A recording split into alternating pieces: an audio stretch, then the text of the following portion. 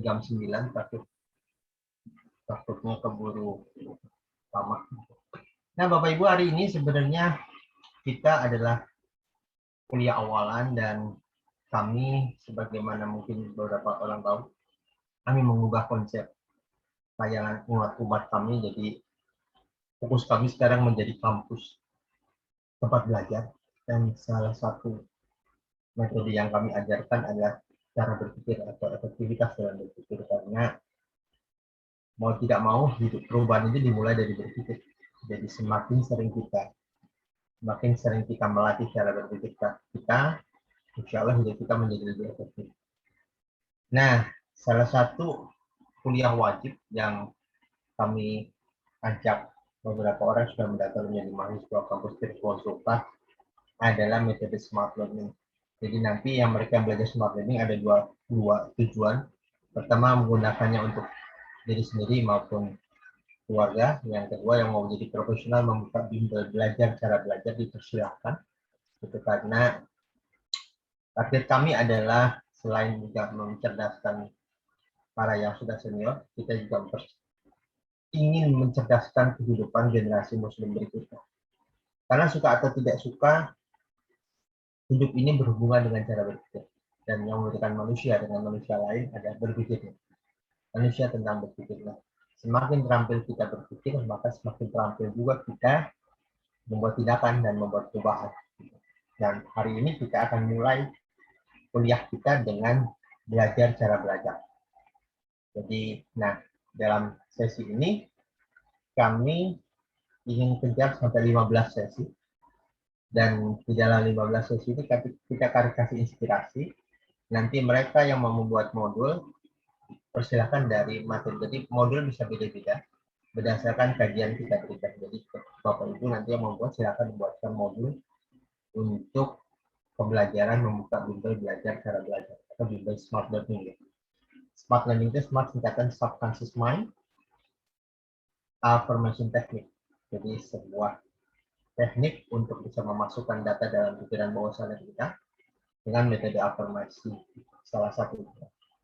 Oke, saya nggak akan nunggu, biar aja nggak nanti ikut. Kita akan mulai aja bagi screen-nya.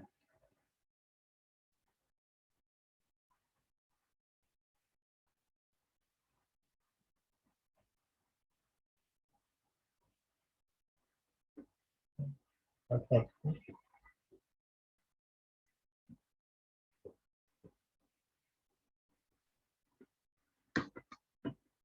Jadi hari ini kita akan belajar bagaimana kalau baik bagi para guru maupun baik kita membuka bimbel belajar cara belajar.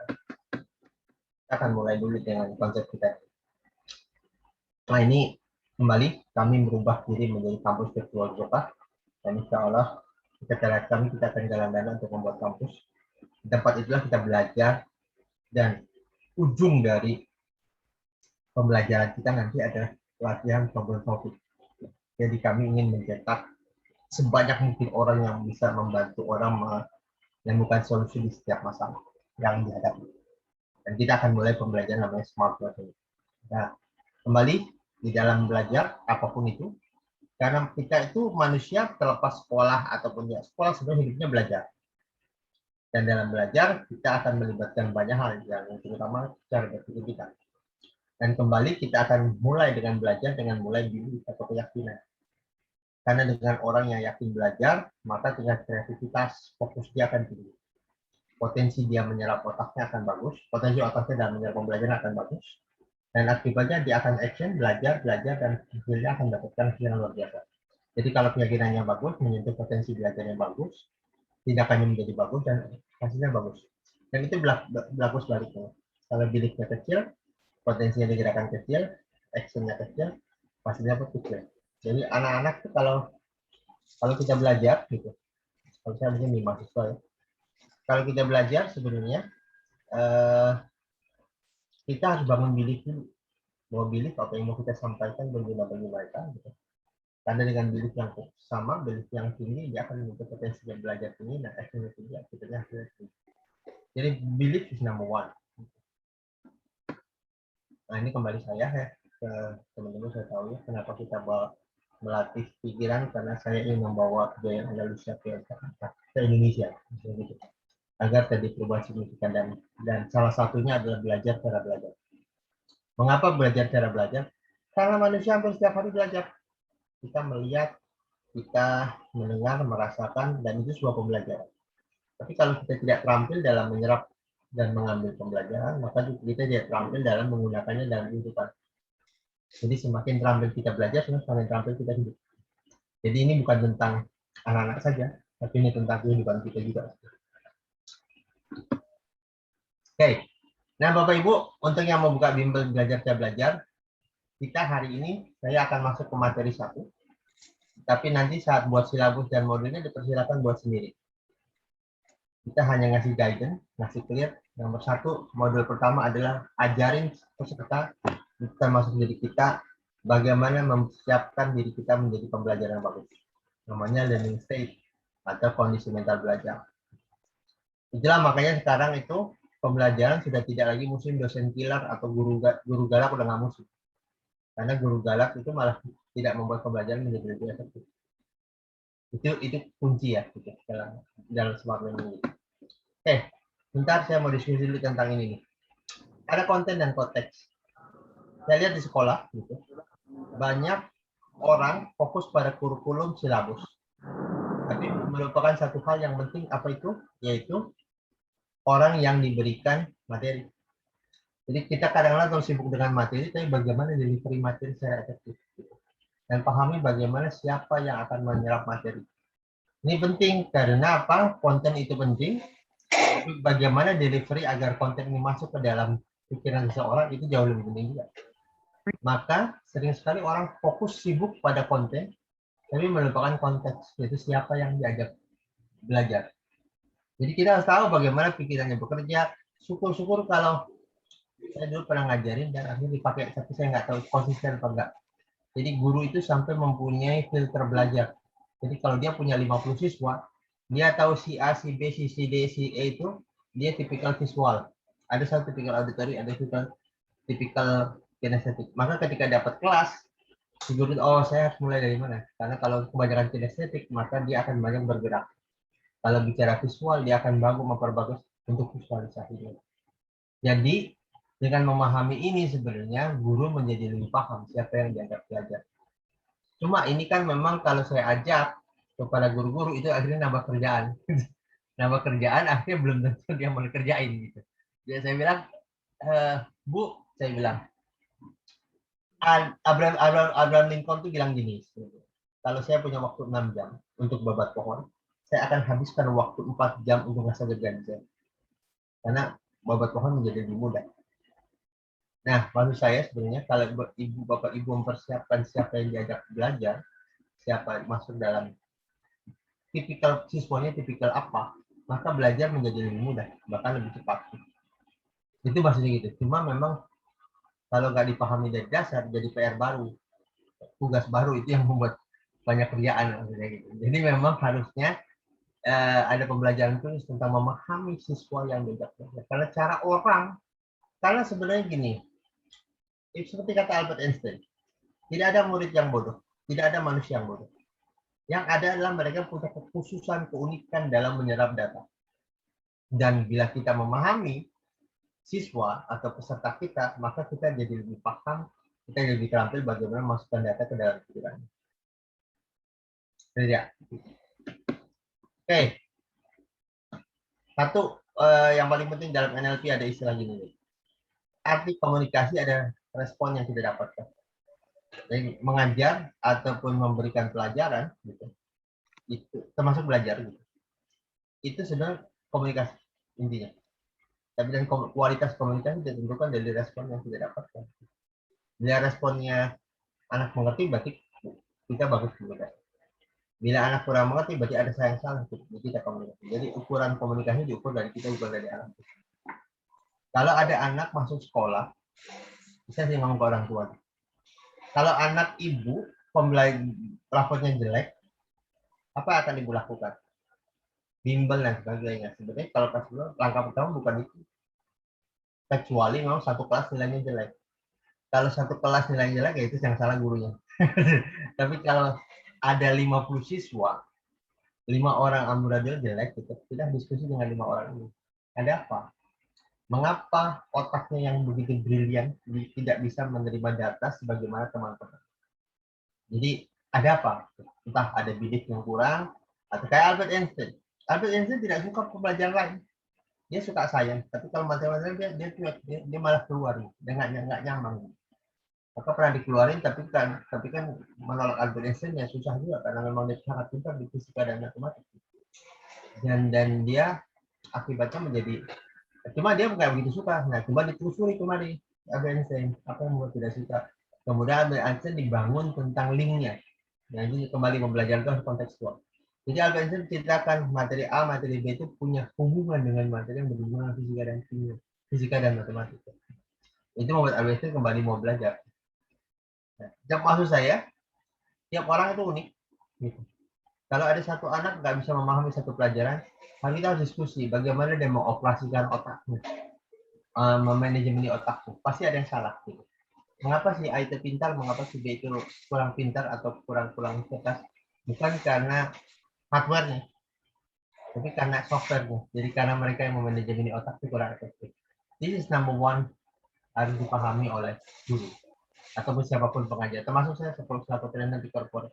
Kalau saya masuk biasanya saya tanya dulu karakter siswanya seperti apa pesertanya. Terus kemudian saya mikir saya mau masuk dari mana. Dari awal harus juga begitu. Masuk dari mana agar bisa dipahami oleh peserta. Oke, satu hal yang belum pasti. Anak membawa ada 2 materinya yang dia bawa sehari-hari, yaitu pikiran sadar dan pikiran bawah sadar. Pikiran sadar adalah pikiran yang biasa menganalisa, membuat keputusan dan sebagainya. Jadi pikiran sadar kan menjadi raja sebenarnya. Cuma seringkali pikiran sadar tidak mengerti bahwa dia menjadi raja. Nah, data tentang kecerdasan, tentang masa lalu semua ada di bawah sadar. Nah, masalahnya adalah ada yang disebut dengan perampokan otak atau perampokan pikiran. Perampokan pikiran itu adalah ketika anak lagi fokus dengerin bapak ibu mengajar atau siapapun yang memberikan pembelajaran. Lagi fokus, tahu-tahu dia terbajak. Pikiran bawah sadarnya karena tidak dilibatkan, dia akan terbajak oleh, nah nanti ngapain ya? Nanti itu ngapain ya? Muka mungkin tetap ke sana, tapi pikirannya nggak di sana. Sementara kita sedang masukin data ke dalam pikirannya. Bagaimana mungkin sebuah data akan masuk kalau pikirannya nggak fokus untuk menerima data? Karena pikirannya wandering around kemana-mana. Justru disitulah pembelajaran kita. Jadi agar si pikiran bawah sadar terlibat di dalam pembelajaran yang kita lakukan. Nah, ini yang sering jadi harus dipahami oleh banyak pembelajar, termasuk juga kita pengajar. Dan Einstein sangat paham ini. Jadi dia paham bahwa kadang-kadang dalam kehidupan dia dari belajar ada pembajakan pikiran. Jadi kita tuh dibajak pikiran kita untuk hal-hal lain. Dan itu membuat kita menjadi kurang paham dalam itu. Oke, nah sekarang saya mau dari sini dulu sebenarnya. Kita ini nanti habis itu kita pembelajaran melewati 5. Pertama namanya menyerap data. Yaitu menyerap data, diajarkan, dia memperhatikan, fokus juga.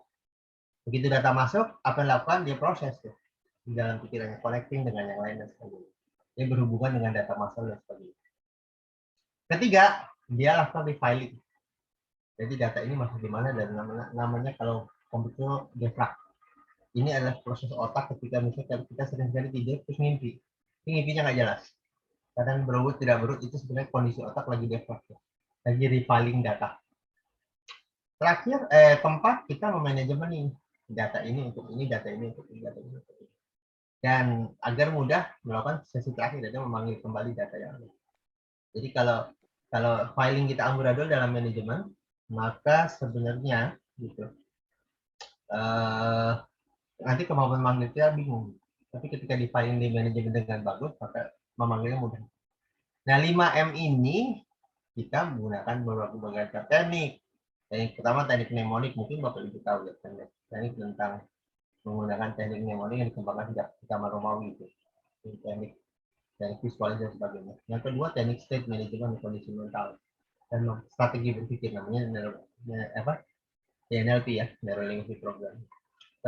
Ketiga kita juga belajar tentang photo reading atau foto baca atau hypnotic reading, baca kilat apapun namanya, yang jelas itu menyerap data.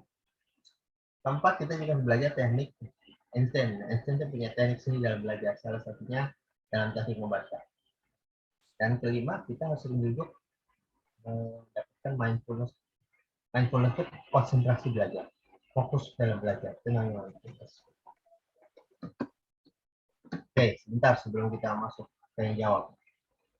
Kita paham otak ada 3, bagian korteks, kecerdasan kita.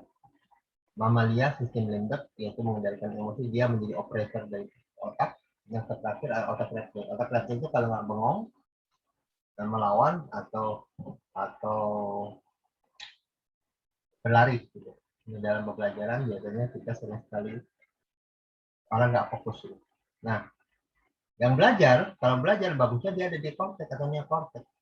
Nah, kalau gurunya galak atau gurunya nggak in gitu dalam belajar, anak jadi stres, maksudnya ke otak reptil. Di otak reptil yang ada adalah malah stres. Stres kalau nggak ngelawan atau pergi. Nah, otak mamalia itu akan melebak menjadi operator. Ketika belajar, anak lagi santai, dia masuknya korteks. Karena kondisinya ada kondisi santai di saat kita otak pikiran bekerja. Tapi ketika panik, diterangin nih banyak marah-marah sebagainya, otaknya masuk ke otak reptil. Di otak reptil biasanya kemampuan belajarnya udah nggak bagus, kemampuan menyerap dia nggak bagus. Jadi pastikan ketika belajar dia berada di korteks. Artinya harus relax, santai, penuh canda, penuh game, penuh apa, itu yang membuat korteksnya bekerja. Makanya sering sekali anak-anak itu tidak ngerti belajar di sekolah, tapi waktu belajar bersama, dibimbing itu sambil santai lebih bisa nerima dibanding waktu di sekolah. Karena formalitas sekolahnya yang harus diterobos. Oke, clear dulu nih tentang apa yang kita pelajari. Harapannya dari sini Bapak Ibu memahami. Jadi dalam belajar ataupun dalam menyerap pembelajaran, pastikan kita menggunakan otak bagian korteks kita. Yang kedua, di dalam belajar, pastikan kita ngerti proses pembelajaran dan kita menyiapkan diri kita untuk masuk ke dalam proses mental tersebut. Itu yang harus kita pelajari. Jadi nanti kita pun sebenarnya dalam kehidupan begitu juga sebenarnya. Dalam kehidupan kita, saat kita mau belajar atau menyerapkan pembelajaran, yang harus dipahami adalah bahwa kita akan semakin terampil menyerap pembelajaran apapun data yang kita berikan kalau pikiran kita siap menerima.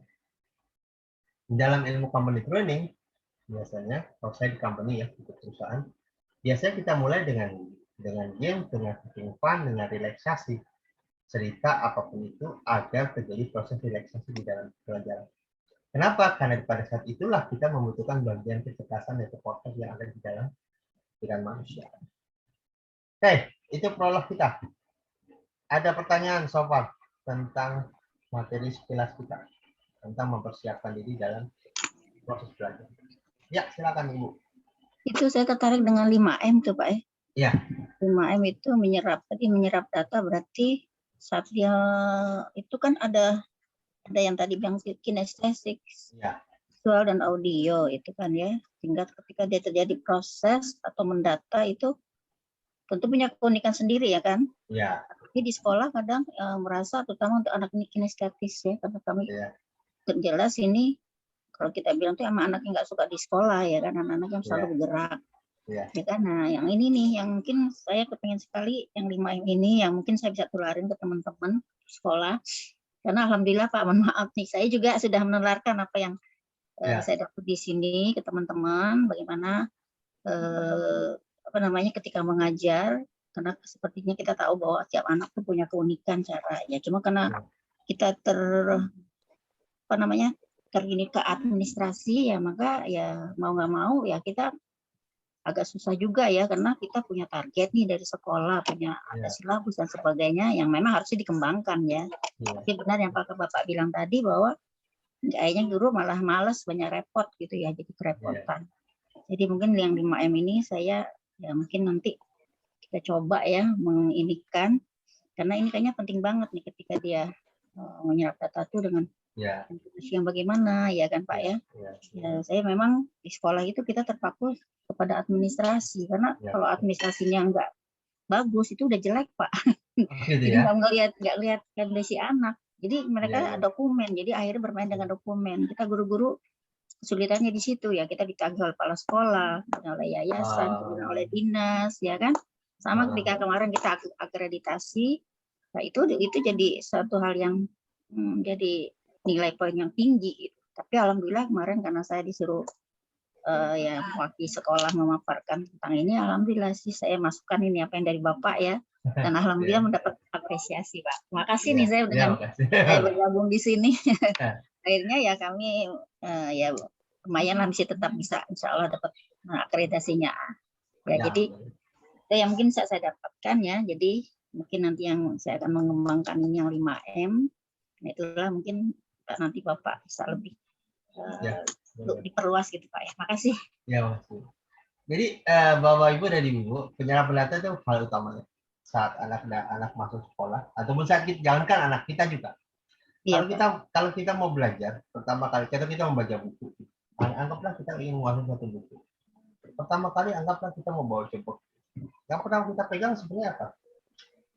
Apa yang membuat saya harus menguasai itu? Itu pertanyaan pertama yang mendasar. Kalau siswa merasa dalam konteks belajar siswa merasa nggak butuh-butuh banget sih belajar, dia nggak akan bisa menyerap datanya, nggak akan menarik gitu. Iya Pak. Nah, maka saya pernah ngomong ke guru geografi waktu itu, Pak, ketika Bapak mulai belajar, waktu itu lagi Piala Dunia waktu masih David Beckham, jadi Pak, sederhana Pak, kalau Bapak langsung bicara tentang peta, aduh anak pusing Pak, baca peta dan sebagainya, boro-boro pasti pusing. Tapi cari yang koneksi dengan mereka. Misalnya apa? Sebutin nama pemain Inggris. David Beckham sekarang. David Beckham itu lahirnya di mana? Cari peta geografi. Di sini nih Inggris, di sini David Beckham lahir. Itu menjadi terjadi koneksi dengan anak. Jadi seperti datanya relevan. Sama kalau kita biasanya gitu. Kalau kita masuk mengajarkan trigonometri, sampai hari ini saya jujur aja sudah seumur ini.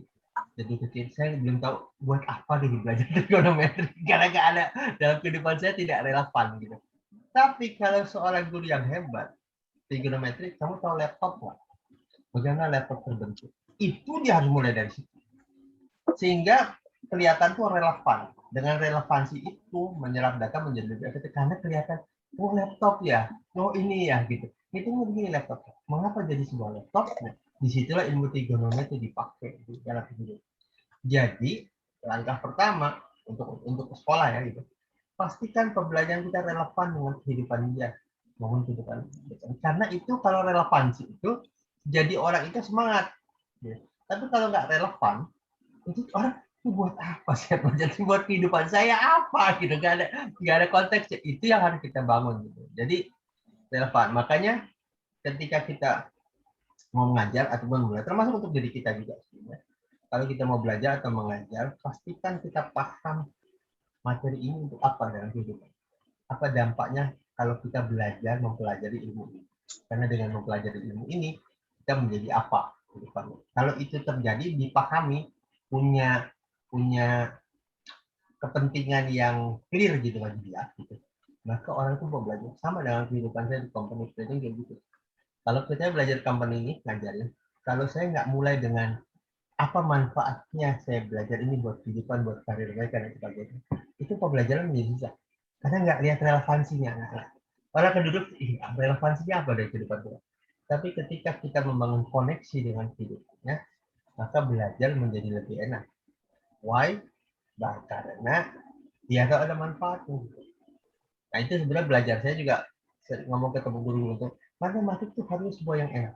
Matematik itu sebuah, saya pernah ketemu bule dan ngajar saya belajar cara belajar matematik dengan dia, dan dia enjoy saya mendengar matematik.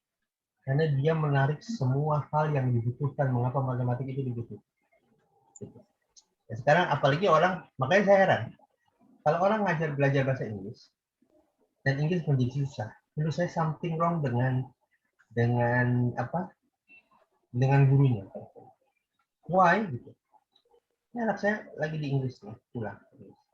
Awalnya dia susah, tapi dalam waktu 3 bulan 4 bulan Inggris lancar. Ini anak-anak tuh luar biasa, betul. Usianya masih 9 tahun. Hebat juga.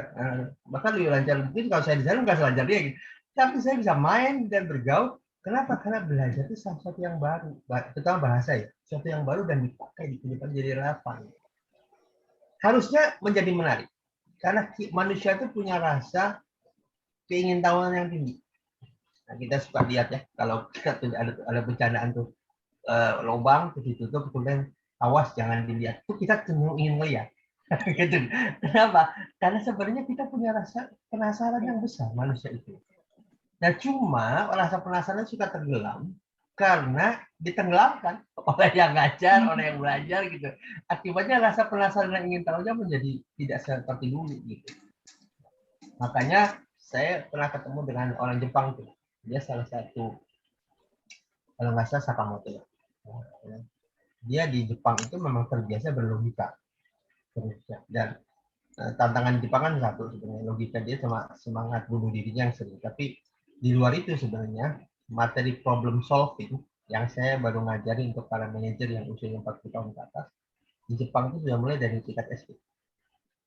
Jadi kalau ada orang tantangan, ada tantangan dalam hidup misalnya apa, di anak itu sudah duduk, oke duduk, pikirkan apa solusinya. Ini masalah. Anak itu di create gitu untuk bisa memecahkan masalah. Terlepas kualitas solusinya benar apa enggak. Tapi anak itu di-encourage untuk menemukan solusi di antara tantangan yang dihadapi. Dan itu memang masuk dalam silabus pembelajaran materi problem solving. Di kita nggak ada. Di kita saya aja baru ngajar 40 tahun, jadi tingkat level manager 40 tahun ke atas. Artinya kita nggak belajar kemampuan problem solving. Nah, dalam problem solving, kemampuan menyerap data menjadi hal yang pasti, hal yang besar. Karena datanya dapat dulu, baru kita cari solusi di dalam masalah. Baik, ada tanya lagi?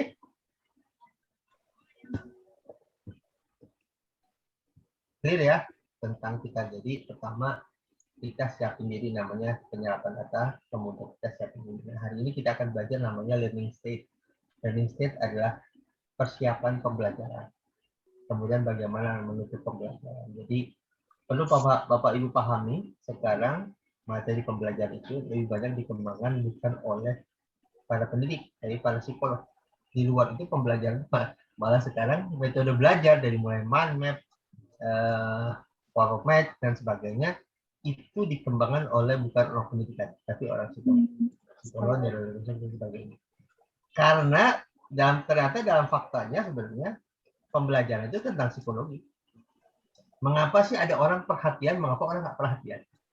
Mengapa ada orang ya sekarang gini, dalam kondisi sibuk gitu, kondisi ramai, ada orang bicara, kita tetap bisa perhatikan orang bicara. Kenapa? Karena kita interest. Kalau nggak interest, kita akan terganggu oleh lingkungan. Tapi seribut apapun, ada orang bicara hal yang menarik, kita akan berusaha menyisihkan keributan itu, tapi fokus ke orang tersebut. Why? Karena interest. Jadi interest itu ada ketertarikan dia pada materi itu juga jadi bagian pembelajaran. Kenapa? Bagaimana orang tertarik? Karena relevan dengan kehidupan dia. Ini salah satu metode pembelajaran bagus. Baik, kita akan lanjut kalau nggak ada. Oke, ini tadi kita bicara. Sekarang saya ingin cerita flow dulu. Ada istilah psikologi namanya flow state. Dan ini surat dari Einstein pada muridnya, pada anaknya. Itu ceritakan, memberitahukan strategi belajar. Dan Einstein ceritakan gini. Nah, belajarlah kamu sampai pada level di mana kamu begitu asiknya dengan pembelajaran, sehingga kamu melupakan waktu. Waktu begitu tidak terasa. Untuk pembelajaran namanya flow state itu. Flow state adalah dalam ilmu psikologi ada. Kalau kita sedang asik melakukan sesuatu, kita sampai lupa waktu, lupa makan, lupa apa, nah itu namanya flow. Dia tenggelam di dalam pembelajaran dan asik. Harusnya pembelajaran itu begitu. Pembelajaran itu harus melibatkan 4 hal tadi itu. Pertama, fokus jelas. Kreativitas dalam memahami data, bagaimana menginteraksikan dengan data yang ada. Produktif itu makanya dalam belajar itu anak itu bagusnya itu aktif. Pembelajaran seperti ini saya nggak bagus-bagus amat. Tapi akan bagus kalau Bapak buat ambil buku, catatan, bertanya, mencatat, dan sebagainya. Kalau kita aktif, produktif, maka kita menjadi lebih belajar menjadi lebih terlibat. Yang terakhir, bicara tentang semua kinerja kita. semua hasil dari pembelajaran kita itu terhubung dengan semua kinerja kehidupan kita. Kinerja apa yang mau kita bangun itu sebenarnya pembelajaran. Jadi semuanya relevan di dalam kehidupan kita. Ini overall performance di sana. Jadi kalau anak-anak sudah masuk ke dalam flow state, jadi seakan-akan waktu nggak pernah, oh ujung-ujung udah habis gitu. Udah waktu ada, itu sebenarnya keberhasilan seorang pengajar dan keberhasilan kita sebagai orang pembelajar. Kalau kita sudah belajar saking asiknya dengan pembelajaran, kita terlibat sampai melupakan waktu dan itu masuk ke dalam proses belajar yang efektif. Flow state ya. Jadi flow itu sudah mengalir bersama pembelajaran. Oke, sekarang kita mulai satu nih pembelajaran. Yang pertama, namanya efek Pygmalion atau Pygmalion effect. Pygmalion adalah dari Yunani, gitu. Dari Yunani cerita. Ya, jadi ada seorang buat patung, kemudian patung itu cantik sekali, dia buat sampai dia jatuh cinta dan ini namanya cerita ya, menjadi sebuah akhirnya dia patungnya dihidupkan dan kemudian dia nikah dengan patung. Intinya seperti itu. Cuma di dalam Pygmalion effect timbulan namanya ekspektasi teori atau teori ekspektasi. Teori ekspektasi itu adalah teori di mana orang begitu semangat karena bisa mendapatkan sebenarnya apa yang bisa didapatkan kalau materi ini dia serap dalam teori pembelajaran. Jadi orang itu akan melihat ketiga hal. Effort, apa yang perlu dia lakukan. Performance, itulah kinerja apa dalam belajar, kinerja apa dalam cara belajarnya seperti apa agar dia bisa mendapatkan hasil, dan rewardnya apa. Nah, di dalam teori pembelajaran kita harus clear. Anak-anak, kalau kamu menguasai bidang ini, kira-kira dia jadi apa? Apa yang bisa dapatkan kalau dia menguasai? Karena dengan pemahaman itu, semangat menjadi tinggi. Mengapa tinggi? Karena dia bisa clear mendapatkan manfaat dari pelajaran. Maka di dalam proses teori belajar kita sebenarnya dari awal harus cerita. Nah, kalau kamu bisa belajar ini, kamu dapat apa? Apa dampaknya bagi kehidupan dia? Pastikan dampaknya dampak yang dia rasakan. Kalau dampaknya menarik bagi dia, maka dia mau belajar. Kalau dampaknya nggak terlalu menarik, dia malas menggunakan effort atau cara belajar dengan efektif. Jadi langkah pertama adalah apa yang akan dia dapatkan kalau dia menguasai ilmu ini. Dan itu pertanyaan yang penting yang harus kita berikan ke siswa. Namanya teori harap atau teori ekspektasi teori. Oke. Nah, biasanya kalau di sekolah, kalau saya ngajar di kasih tahu teman-teman di sekolah gitu, dulu saya pernah ngasih contoh gitu. Biasanya saya tuliskan, tuliskan sekarang rapot kalian berapa. Kemudian di sebelahnya saya tulis buat tabel yang sama. Kalian mau dapat apa? Kira-kira semester depan rapot kalian seperti itu. Maunya seperti apa? Gak usah pikirkan tentang bisa apa mungkin apa enggak. Lupakan itu. Kalian maunya seperti apa, bentuk apa. Jadi biasanya gitu tuh saya. Kayak rapot segini, kemudian tulis di sebelahnya. Silahkan tulis sendiri nilainya. Kamu pantasnya dapat berapa. Oke? Biasanya saya taruh dan itu asik tuh. Beberapa malah dulu kita suka pasang. Kalau waktu saya masih beri trainer buat teman-teman di bimbel gitu. Kalau dia ngajar di sekolah, gitu, saya kalau masuk kelas sekolah saya suruh buatin itu tuh tabel sendiri, kemudian saya tulisin suruh buat spanduk di depan, spanduknya ditempel sama pelajaran, tulis mau apa, jadi seperti apa. Dan dia menulis sendiri ke anak-anak karena itu menghasilkan pelajaran. Dan ini juga menghasilkan, dia tulis. Katakan selama kamu nulis ini, gitu, selama kalian nulis ini, jangan pernah berpikirkan apa yang kamu dapatkan hari ini. Tapi bebaskan imajinasi kalian bahwa kalian bisa mendapatkan apapun yang kalian inginkan. Itu tuliskan di sebelah. Setelah tulis, kemudian tanyakan, ini pantas dicapai nggak? Tanyain, pantas dicapai salah satu. Kalau pantas, maka tentukan kualitas apa yang dibutuhkan untuk bisa mendapatkan hasil sesuai dengan kamu inginkan. Biarkan itu menjadi sebuah ekspektasi, menjadi harapan dia. Karena dengan orang punya harapan, maka belajar menjadi lebih semangat. Dan ini bisa kita lakukan. Ini Bapak Ibu yang di sekolah bisa lakukan ini, termasuk saya juga kadang-kadang melakukan tugas sendiri. Kalau saya, yang bagus juga ditulis. Kalau saya pelajari buku ini, saya jadi orang itu tulis lagi. Karena itu menjadi sebuah harapan besar bagi kita. Oke, clear? Setelah itu, biasanya kita duduk bareng. Nah, ini belajar duduk bareng. Tarik nafas, pejamkan mata. Sekarang tanyakan ke dalam diri. Dengan target tadi yang sudah kita capai, kira-kira Allah ridho nggak kalau itu tercapai? Biarkan kita menjawab sendiri. Bagus. Kalau itu tercapai, siapa yang bahagia? Oke. Dan siapa yang sedih? Oke. Katakan apa yang mau kamu katakan ketika ini semua tercapai.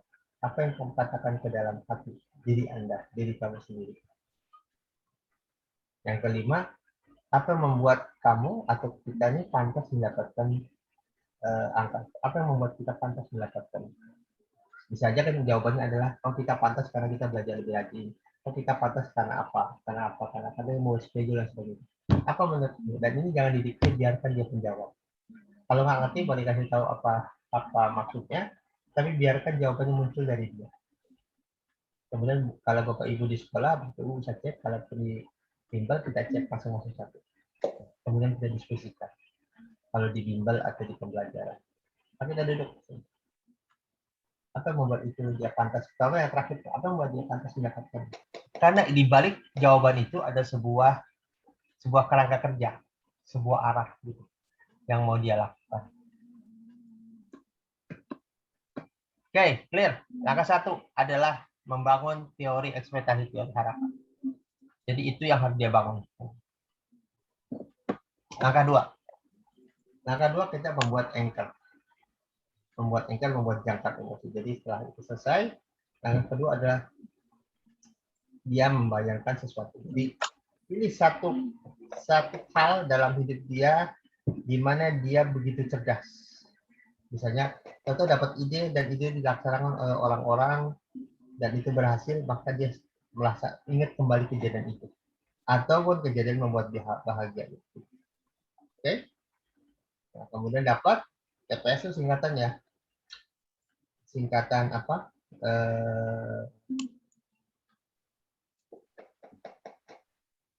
Singkatan kalau kita bangun learning state. Jadi TPS itu turunkan gelombang otak, P-nya perdalam, S-nya kasih sugesti atau afirmasi.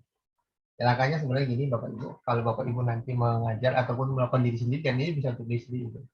Duduk tenang, suruh mereka membuatkan anchor atau jangkar emosi.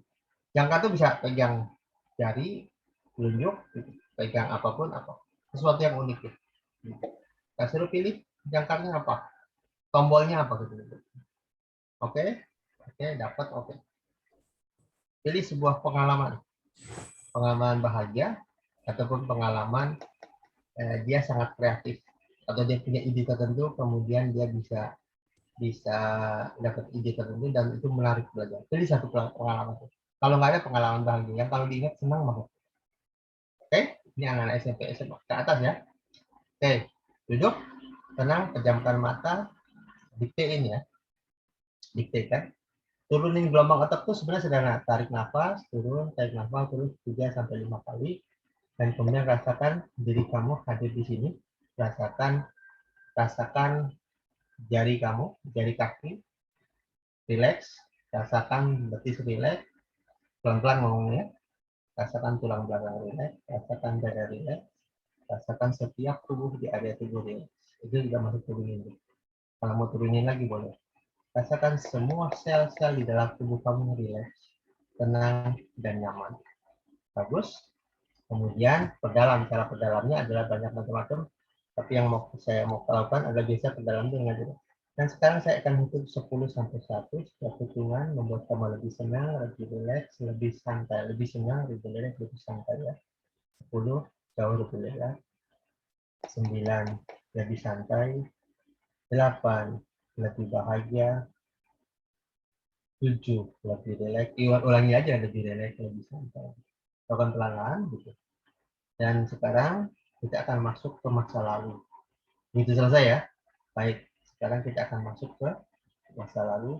di mana masa-masa ini ketika kamu itu pada waktu itu kamu lebih tenang, lebih bahagia, dan kamu bisa mendapatkan kreativitas atau apapun yang kamu dapatkan yang membuat diri kamu sangat bahagia. Kembali ke sana, lihat apa yang kamu lihat, dengar apa yang kamu dengar, rasakan perasaan kamu makin kuat, makin nyaman. Bagus sekali. Dan saat itu kembali, gitu, saya ingin kamu menggunakan tombol yang sudah digunakan tombolnya sekarang. Dan katakan ke dalam diri, kapanpun dimanapun, saya membutuhkan kebahagiaan ini, maka saya menggunakan tombol itu. Seketika itu, rasa bahagia datang, kreativitas saya makin tinggi meningkat, dan saya semakin fokus pada apa yang bisa saya fokuskan, dan rasa penasaran saya meninggi karena saya ingin tahu pembelajaran apa yang bisa saya dapatkan, dan semua menjadi nyaman dan mengasihkan bagi saya. Dan tubuh dan pikiran saya menyerap apapun yang muncul dengan begitu cepat, begitu efektif, dan semua masuk ke dalam pikiran saya. Clear ya? Kalau perlu diulangi lagi. Kembali, saya ingatkan pikiran saya bahwa ketika tombol ini saya gunakan, maka rasa bahagia saya datang, rasa kreativitas meningkat, fokus saya semakin tajam, dan saya semakin penasaran cara pembelajaran apa yang bisa saya dapatkan, dan semua menjadi sangat mengasihkan, sangat menyenangkan, dan itu membuat saya punya kemampuan menyerap pelajaran begitu cepat, begitu mudah, dan semua masuk ke dalam pikiran saya. Kemudian katakan tubuh dan pikiran saya mengerti. Tubuh dan pikiran saya mengerti. Tubuh dan pikiran saya mengerti. 3 kali. Tarik nafas, keluarkan, boleh lepas kodenya, dan kalau sudah siap boleh kembali ke ruangan ini sekarang. Dalamnya mempersiapkan living state. Jadi itu teknik untuk mempersiapkan diri siswa untuk belajar. Oke, 2 sesi ini dulu. Ada pembelajaran, ada pertanyaan nggak? Itu keju kamu semalam ya semalam. Oke, teknik 1 tadi pertama kita mempersiapkan membangun harapan. Teknik kedua adalah mempersiapkan diri membuat sebuah kode pikiran. Nah, ini juga bisa dilakukan untuk diri sendiri. Jadi untuk Bapak Ibu ajarkan maupun diri sendiri. Jadi ketika nanti kita lakukan, kalau saya pegang buku ini, saya pelajari, saya dapat apa ya? Gitu. Dan bayangkan, begitu saya gunakan kodenya.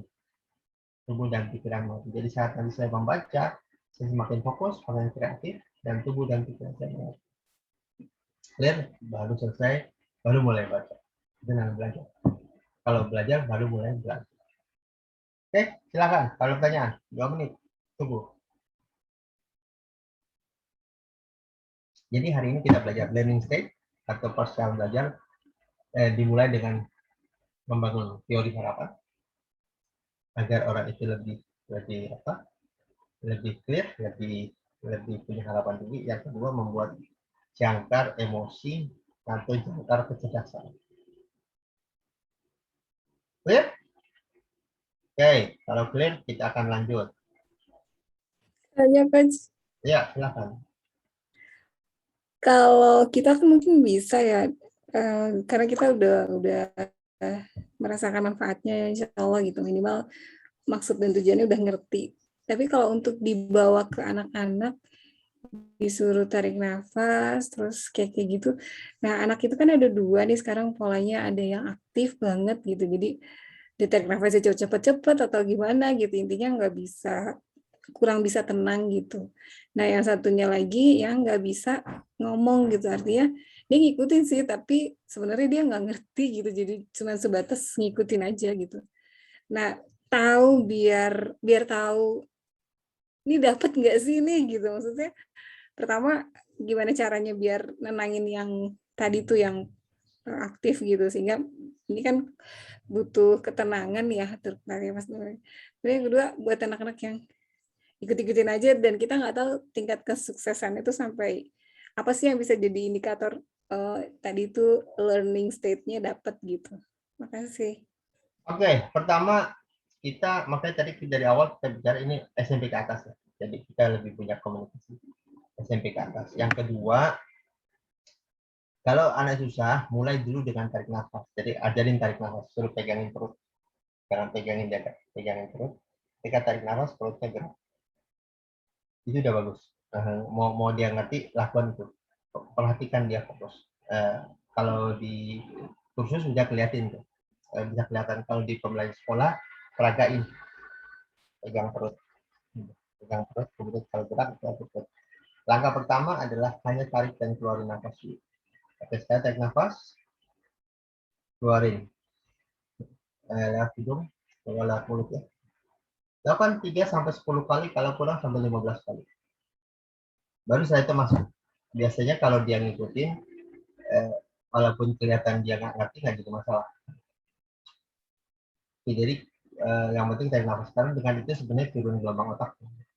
Karena di awal itu kalau dia melakukan itu, kita jadi mudah melit yang tadi itu. Yang proses anchornya, proses pembuat kode pikirannya tadi. Jadi pertama anaknya harus paham, yang kedua kata-kata kita harus diatur ya agar dipahami orang gitu. Nah, usahakan pegang perut, pastikan perutnya gerak ketika nafas. Karena itu rileks. Walaupun dia hanya bisa memodel gitu, dia nggak apa-apa. Di bagian itu sebenarnya sudah dia akan turun baru masuk ke tadi afirmasi yang tadi. The most important nomor 1 adalah modeling tentang nafasnya dulu. Nah, kalau kira-kira mau kita kurang sampai 15 kali nggak apa. 1, 2, itu membuat dia lebih rileks. Baru kemudian masuk yang lain. Untuk anak-anak autis, kalau masih bisa, saya pribadi pernah itu. Kalau masih bisa diajak ngobrol dan mau ngikutin, ini lebih tenang, relaksasi. Jadi tarik nafas keluarin. Dan ini sebenarnya nafasnya orang merokok. Orang merokok itu rileks. Kenapa? Karena dia menggunakan nafas perut. Oh, poinnya itu ya, dapetin gelombang. Iya. Turunin gelombang ya. Iya. Ya, anak-anak sebenarnya lebih cepat sih ya dia ya dibanding kita. Selama napasnya napas perut ya, bukan napas dada. Tapi makanya nafas bayi anak-anak itu sebenarnya nafas anak tidur itu sebenarnya kan nafas itu sebenarnya nafas yang normal itu nafas perut. Dada ini terjadi ketika kita mulai stres dan sebagainya. Jadi yang ngajarin sebenarnya kita juga. Kalau nafas perut maka normal. Maka orang-orang dewasa biasanya ngerokok, walaupun jadi salah ya sebenarnya karena ngerokok. Cuma sebenarnya yang dia kejar tuh relaksasi dengan nafas perut. Itu sebenarnya yang dia kejar tuh. Cuma dia terlalu terengker oleh rokok, itu aja masalah. Relaksasi ya. Oh iya, justru malah kalau buat anak aktif malah membantu ya dia biar lebih tenang. Ya. Kalau anak, saya berlapan untuk anak autis. Tapi anak autis ada 2, ada yang nggak bisa diatur. Kalau diatur dulu kamu ikutin saja. Sambil main-mainan ya. Gitu. Kadang-kadang saya pakai gerak-gerak gitu. Sengaja pakai gerak-gerak itu supaya ini sedikit jalan. Gitu. Kalau ini ngajak naik turun. Nah, ini biasanya gitu tuh. Makasih. Ya? Ya, makasih. Oke. Baik, kita akan lanjut ke materi berikut. Indonesia. 3. Nah, ini maka tadi saya suka ngajarin ke anak ya. Suruh ganti kata-kata, tapi saya belum tahu anak saya biasanya bisa. Kalau anak saya nggak bisa. Gitu. Mulai hari ini dan hari berikutnya, apa yang kamu ucapkan ke dalam hati atau di dalam tulisan, ganti kata-katanya. Jangan bilang susah, saya bilang belum tahu. Bilang belum bisa. Jangan bilang nggak mungkin, saya bilang belum tahu caranya. Jangan bilang gagal, tapi saya belum dapat informasi. Atau saya dapat informasi cara yang gagal, cara yang tidak berhasil. Nah, kita latih. Makanya kalau di situ saya kata, oh ya kita ganti yuk kata-katanya bareng. Kita kira apa? Misalnya mereka kata anak-anak tuh ngomong apa gitu, tulis. Atau kita ganti dengan kata apa gitu. Pastikan pengganti ini kelihatan sederhana ya. Tapi kembali, apa yang kita ucapkan adalah hasil kerja pikiran. Ketika kita ucapkan kios, pikiran ke kios. Maka kalau kita ajarkan anak-anak itu mulai dari kecil, gitu. Ini sebenarnya pelatihan ketika dia sudah dewasa. Gunakan kata-kata yang memperdayakan, yang memastikan dia punya ruang untuk tumbuh. Kalau kata susah itu kan kayak susah, nggak mungkin ya orang tumbuhan. Jadi kita kan belum bisa, itu memberikan ruang akan jadi bisa. Belum tahu caranya memberikan ruang, kalau sudah tahu caranya semua jadi mungkin. Kalau gagal, artinya saya dapat informasi cara-cara yang tidak tepat, tinggal cari informasi cara yang berhasil. Ini dilakukan oleh Thomas Alva Edison. Percobaan segitu banyak, dia katakan, oke, saya dapat 50 cara untuk tidak berhasil, saya tinggal temukan cara 51 yang berhasil. Tidak berhasil 51, oke, saya dapat 51 cara untuk tidak berhasil, sekarang saya akan temukan 52. Dan keep going, sampai ketemu apa yang dia dapetin. Dan ini latihan. Maka kalau Bapak Ibu atau Bapak Ibu di bimbel atau dimanapun, kalau mau belajar sebenarnya adalah ganti kata-kata apa yang sudah diucapkan ke dalam diri. Karena semakin dia membuka ruang,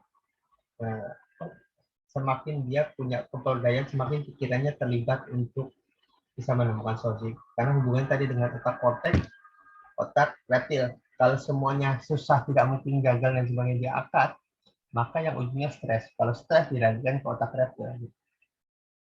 Nah, satu. Yang kedua, saya biasanya, ini dulu pernah kita pakai, tapi ini waktu itu berapa bulan sebelum ujian, maka kita gunakan teknik namanya hallway theory. Hallway theory itu seorang dosen di Stanford, dia membuat perbedaan pada mahasiswa. Mahasiswanya dikumpulin, kemudian disebut percobaan. Jadi ada dua grup 1 dan grup 2. Grup 1 adalah tiap hari dikatakan, apapun yang terjadi, katakan ke dalam hatimu, ke dalam kalbu kita, sesuatu yang baik. Jadi misalnya, contoh dia gagal dalam bisnis, bukan katakan, saya insya Allah ke depan, yang berikutnya saya akan berhasil. Insya Allah, alhamdulillah saya dapat informasi cara yang gagal, saya tinggal temukan cara berhasil. Apapun yang dia katakan ke dalam diri selama 30 hari ke depan, sesuatu yang membangkitkan rasa positif. Oke? Ini percobaan resminya ya. Percobaan berikutnya, di kelompok berikutnya, dikatakan hal yang sama, tapi suruh rubah kata-kata yang menyulitkan dia. Kata-kata yang membuat dia pasif, positif, pesimis, dan sebagainya. Apapun itu, salahkan saja orang lain. Misalnya, pemerintah itu jelek, pemerintah itu amburadul, pokoknya cari semua orang yang salah. Nah, oke, clear, 30 hari dicoba. Kemudian setelah hari H-nya, setelah 30 hari, mereka suruh jalan di sebuah lorong di kampus. Gitu. Namanya, makanya teorinya namanya hallway theory, ya. Sebuah lorong di kampus. Kemudian ada lagi 100 orang mahasiswa suruh nebak siapa yang mengatakan hal baik, siapa yang mengatakan hal buruk. Dia tebak, kemudian dia lihat dari jauh.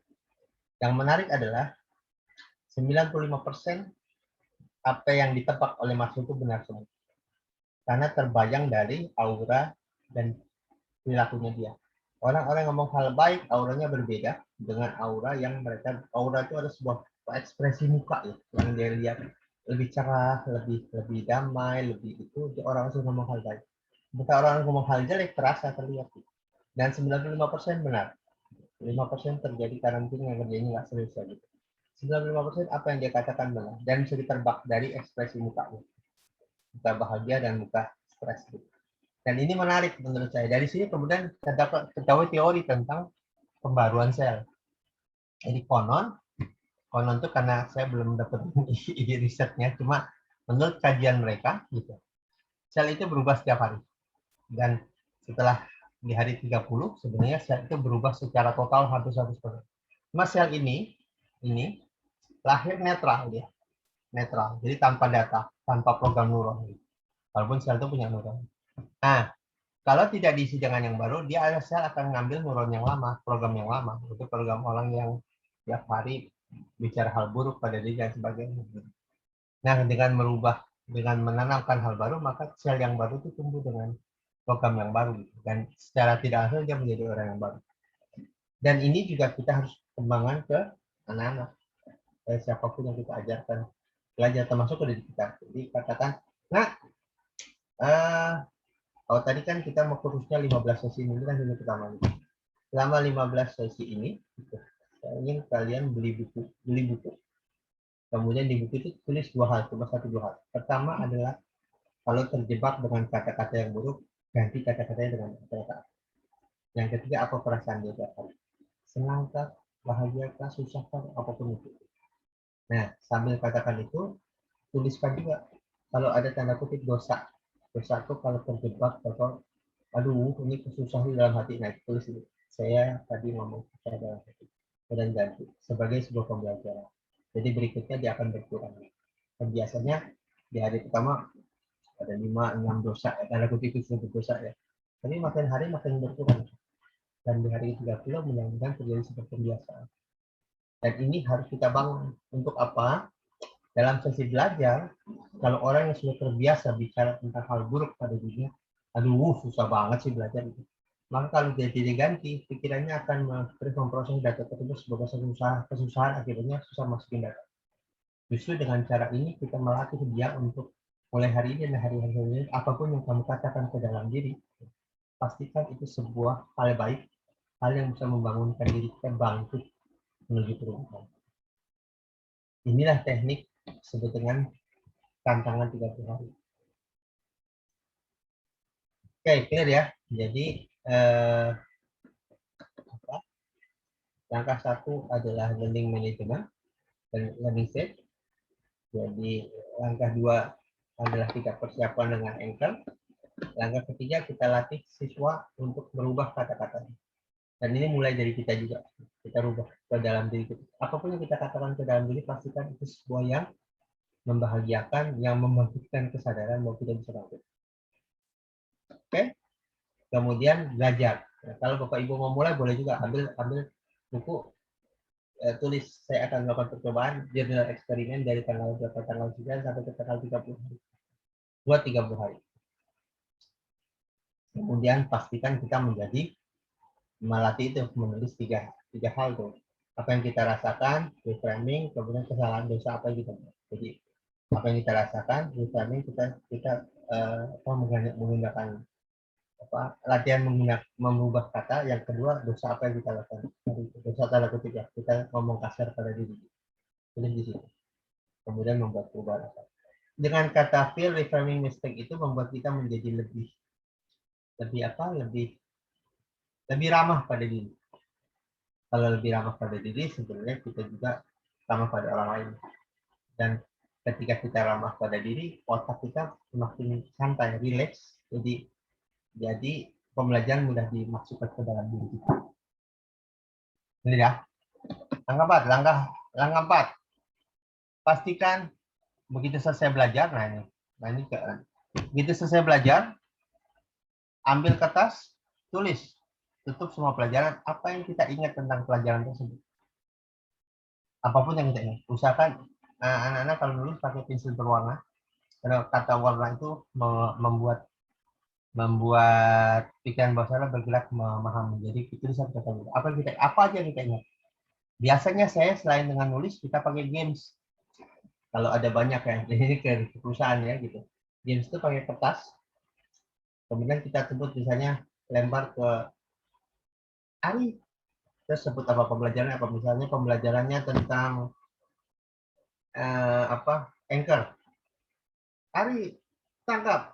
Kemudian saat saya nangkap, saya katakan anchor atau apapun ya, NLP gitu.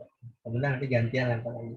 Jadi anak-anak itu sambil bermain, sambil menyebutkan kata-kata yang dia ingat dari semua pembelajaran. Semaksimal yang dia tahu. Clear? Terakhir, kita buat namanya mind map. Jadi yang tengah itu adalah materi kita. Kemudian sub-judulnya, itu yang di pinggir-pinggirnya, kita bahas apa aja tadi pagi, hari ini. Strategi 1, strategi 2, strategi 3, strategi 4. Kemudian di bawahnya apa aja. Clear? Jadi dia namanya buat peta persepsi ataupun mind mapping. Ini targetnya kalau yang buat jangan gurunya. Pernah kejadian di sebuah sekolah yang buat gurunya jangan. Gurunya yang buat hanya ngasih tanda, silahkan siswanya yang buat. Karena ini adalah cara berpikirnya dia. Biarin aja dijadi. Kalau kita mau betulin belakangan. Clear? Kita dapatkan peta mental. Ini untuk menutup pelajarannya. Selesai, potret. Jadi kalau begitu saya pegang kertasnya, pahami dulu semua, clear. Kemudian gunakan teknik namanya teknik. Jadi kalau kita belajar itu ada dua ya. Belajar baca sel kerucut dan sel batang. Sel kerucut itu yang lurus kelihatan, sel batang itu yang enggak lihat, yang blur. Sel batang itu hubungan dengan pikiran bahasanya. Nah, kita akan gunakan dua-duanya. Yang pertama, lihat dulu hasil mind map-nya. Clear? Clear? Ingat, katakan dalam hati, saya selalu ingat itu. Kemudian yang kedua, lihat dengan cara gunakan sel batang. Caranya adalah sel batang ini buku dilihatin tapi melihatnya ke atasnya. Katakan, kemudian tarik nafas, katakan, saya telah mengingat semuanya. 1, 2, 3, klik, tutup. Jadi dua ya, sel kerucut dan sel batang. Sel kerucut kita lihat, perhatikan detail. Yang kedua, sel batang ada terlihat tapi melihat ke atasnya. Jadi ujung sini sama ujung bawah terlihat terekam di dalam kamera tapi blur, tidak lihat, tidak jelas. Clear? 1, 2, 3. Boleh gunakan kata klik. 1, 2, 3, klik. Oke. Itu artinya dia sudah masukkan data ke dalam bawah sadar, sel kerucutnya juga memahami. Baru terakhir kita gunakan teknik namanya teknik SPON. SPON kayak menyerapkan. Sebelum ke sana saya mau selesaikan dulu habis ini. Ada pertanyaan nggak? Jadi hari ini kita belajar 5 hal. Pertama, belajar tentang learning state atau agar dia masuk dalam flow. Namanya dia masuk ke dalam kondisi efek tunggalan atau efek ekspektasi, teori ekspektasi. Jadi membayangkan apa yang akan terjadi ketika selesai untuk pembelajaran. Kedua, kita mempersiapkan learning state dari gunakan anchor dan sebagainya. Ketiga, kita melatih mereka menggunakan reframing kata-kata yang diucapkan. Keempat, kita gunakan teknik tadi apa? Biar kita clear.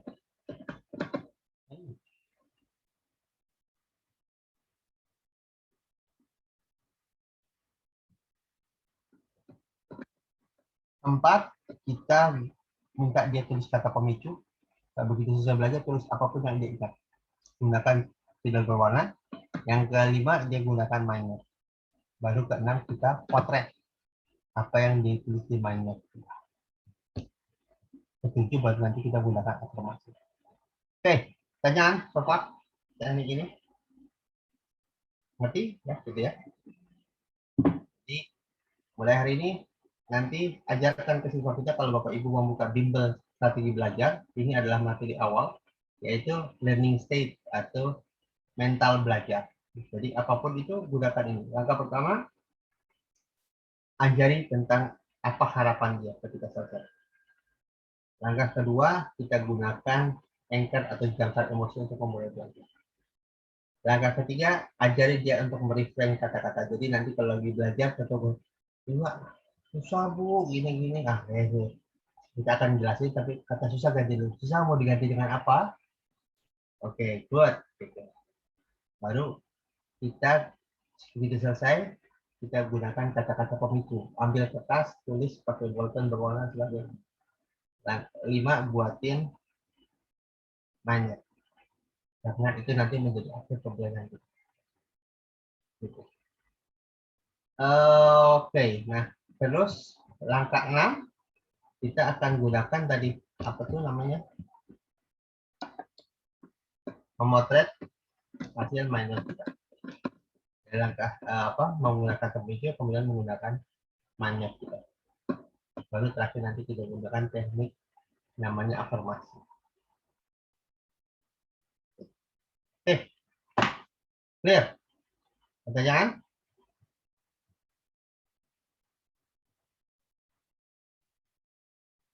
Oke, nggak ada, kita lanjut. Terakhir. Nah, terakhir kita gunakan teknik namanya afirmasi. Jadi afirmasi kalau selesai belajar nih, gitu, pegang ke dada, katakan berdoa pada ya Allah, ya Rob, gitu. hari ini saya telah belajar ini untuk membuat perubahan hidup saya pada diri ini. Mohon ridhomu, mohon berkahmu, mohon kekuatanmu untuk membuat apapun materi yang saya masukkan menjadi sebuah materi pembelajaran yang bagus dan mudah diingat. Selesai. Kita bayangkan diri kita, visualisasi diri kita seperti spons yang bisa menyerap air, menyerap apapun, termasuk menyerap data yang baru kita masukkan. Dan kemudian bayangkan semua data berhubungan dengan kata-kata komedi tadi masuk ke dalam pikiran kita sampai semua selesai. Dan rasakan semua kata semua masuk ke dalam pikiran kita. Kata-kata itu biasanya berjalan masuk ke dalam pikiran kita. Bagus sekali. Begitu selesai, katakan, ya Allah, ya Rabb, semua data telah masuk dalam file pikiran saya. Mulai hari ini dan hari-hari selanjutnya, kapanpun saya bisa atau membutuhkan data ini, saya dengan mudah memanggilnya kembali. Tubuh dan pikiran saya. Tarik nafas, kemudian katakan. Clear? Begitu selesai, ini boleh rada lamaan, nggak apa-apa. Begitu selesai, kita gunakan teknik namanya crossing gym atau senam crossing. Nah, saya pernah tunjukin waktu itu ya, kalau nggak salah. Pokoknya kita lihat salah satu senam crossing kita. Ini dikembangkan oleh Paul Daniel Ellison, salah satu pakar gym. Nanti kita share lagi materinya. Ya, ini kurang lebih sama begini. Hey guys, it's time for us to get up out of our chairs, and we're going to activate the brain with some nice movement and some exercises so you can take a great test. So you ready? Step in place with me, please. These are called a cross crawl. So I want you to reach your arms across your body just like this. Now, these exercises that I'm leading you through are not just everyday exercises. These exercises are from Dr. Dennison's book called Brain Gym that helps you activate both the right and left side of your brain. And you need that when you take this test. You need it all going for you. So it's going to help you get your answers faster.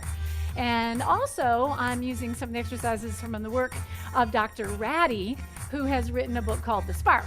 And that's how to activate the brain so that you can think better, get answers, so they come to you just like that. All right, and raising our heart rate is the key for that one. So here we go. What I'd like to do now is go ahead and transfer to a touching the foot in front of us, just like that. Good job. That's exactly right. I think you can start to feel your heart rate starting to come up.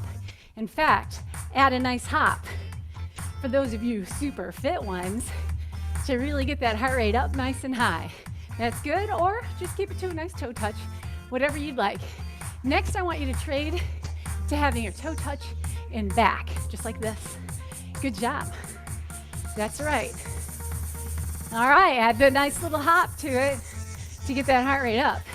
That is waking up your brain so it can fire great for this test. Take it right back to the front again. Excellent. And now what we're gonna do is take your elbow and touch your knee. Here we go. Again, crossing across the body. This is helping your right and left brain get engaged so that you can do great on this test. You're doing good. Let's do just a couple more. Excellent. Good job. Now what we'll do, take it just to a step in front of you. Because now what we want to do, we brought that heart rate up. Now we want to bring that heart rate down. Did a good job. Excellent. What I want you to do is make sure you're breathing really well, taking nice deep breaths in. All right, so take a nice deep breath in through your nose and then exhale out your mouth, just like this. And exhale slowly. Good job. What I'd like you to do is 2 shoulder rolls forward. Now some shoulder rolls, like 3 of them, back. Another deep breath in through the nose and exhale. Good job. Now we're going to do some toe touches. Spread your legs nice and straight, just like this, nice and wide. And we're going to reach down, touch, come back up, touch, come back up. Good job. Get some nice little flexibility. Again, crossing the planes. Again. Good job. And once again, back to the top. Nice deep breath in. And exhale. There's just one more thing to do, and that's for you to grab that bottle of water you have, take a big drink, hydrate that brain so that you can now take your best test. Good luck.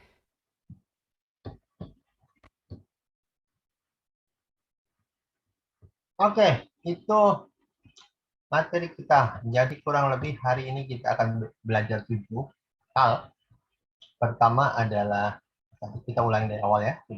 Pertama ada mengakses flow. Agar kita punya flow, pertama kita akses tentang teori ekspektasi. Belajar, pikirkan apa ekspektasi apa yang dia bisa dapatkan. Di awal-awal kalau kita menjadi bimbel, kita akan tuliskan apa yang dia inginkan di depan. Oke? Kualitas apa yang perlu dia bangun. Kemudian setelah itu buat pertanyaan ini. Reader awal dan sebagainya. Kalau Ridho nggak pada film kita.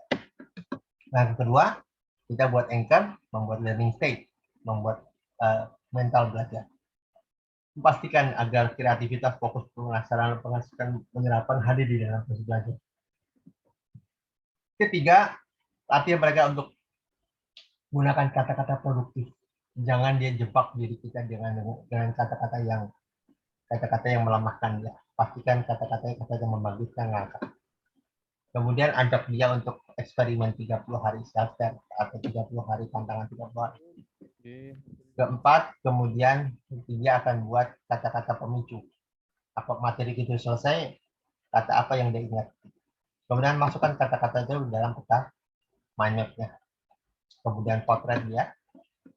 Selesai itu, afirmasi penutup, dan terakhir kita buat brain gym atau crossing gym. Untuk crossing gym itu sebenarnya kenapa crossing? Karena otak kiri dan otak kanan dia terjadi interaksi di dalam kedua. Sehingga memudahkan kita melakukan recall atau memanggil kembali memori yang kita dapati. Oke, pertanyaan tentang langkah ini. Jadi itu yang mau kita lakukan. Gitu. Jadi nanti dalam pembelajaran, langkah pertama, kalau Bapak Ibu membuat bimbel, karena bimbel kita itu kurang lebih belajar 15 sesi. Sesi 1 itu adalah teknik belajar, teknik bagaimana mengakses memori, mempersiapkan diri menjadi seorang pelajar yang bagus. Teknik kedua dan teknik sampai ke teknik 13 itu teknik tentang membangun pikiran, memudahkan kita mengingat, membuat strategi mengingat dan sebagainya.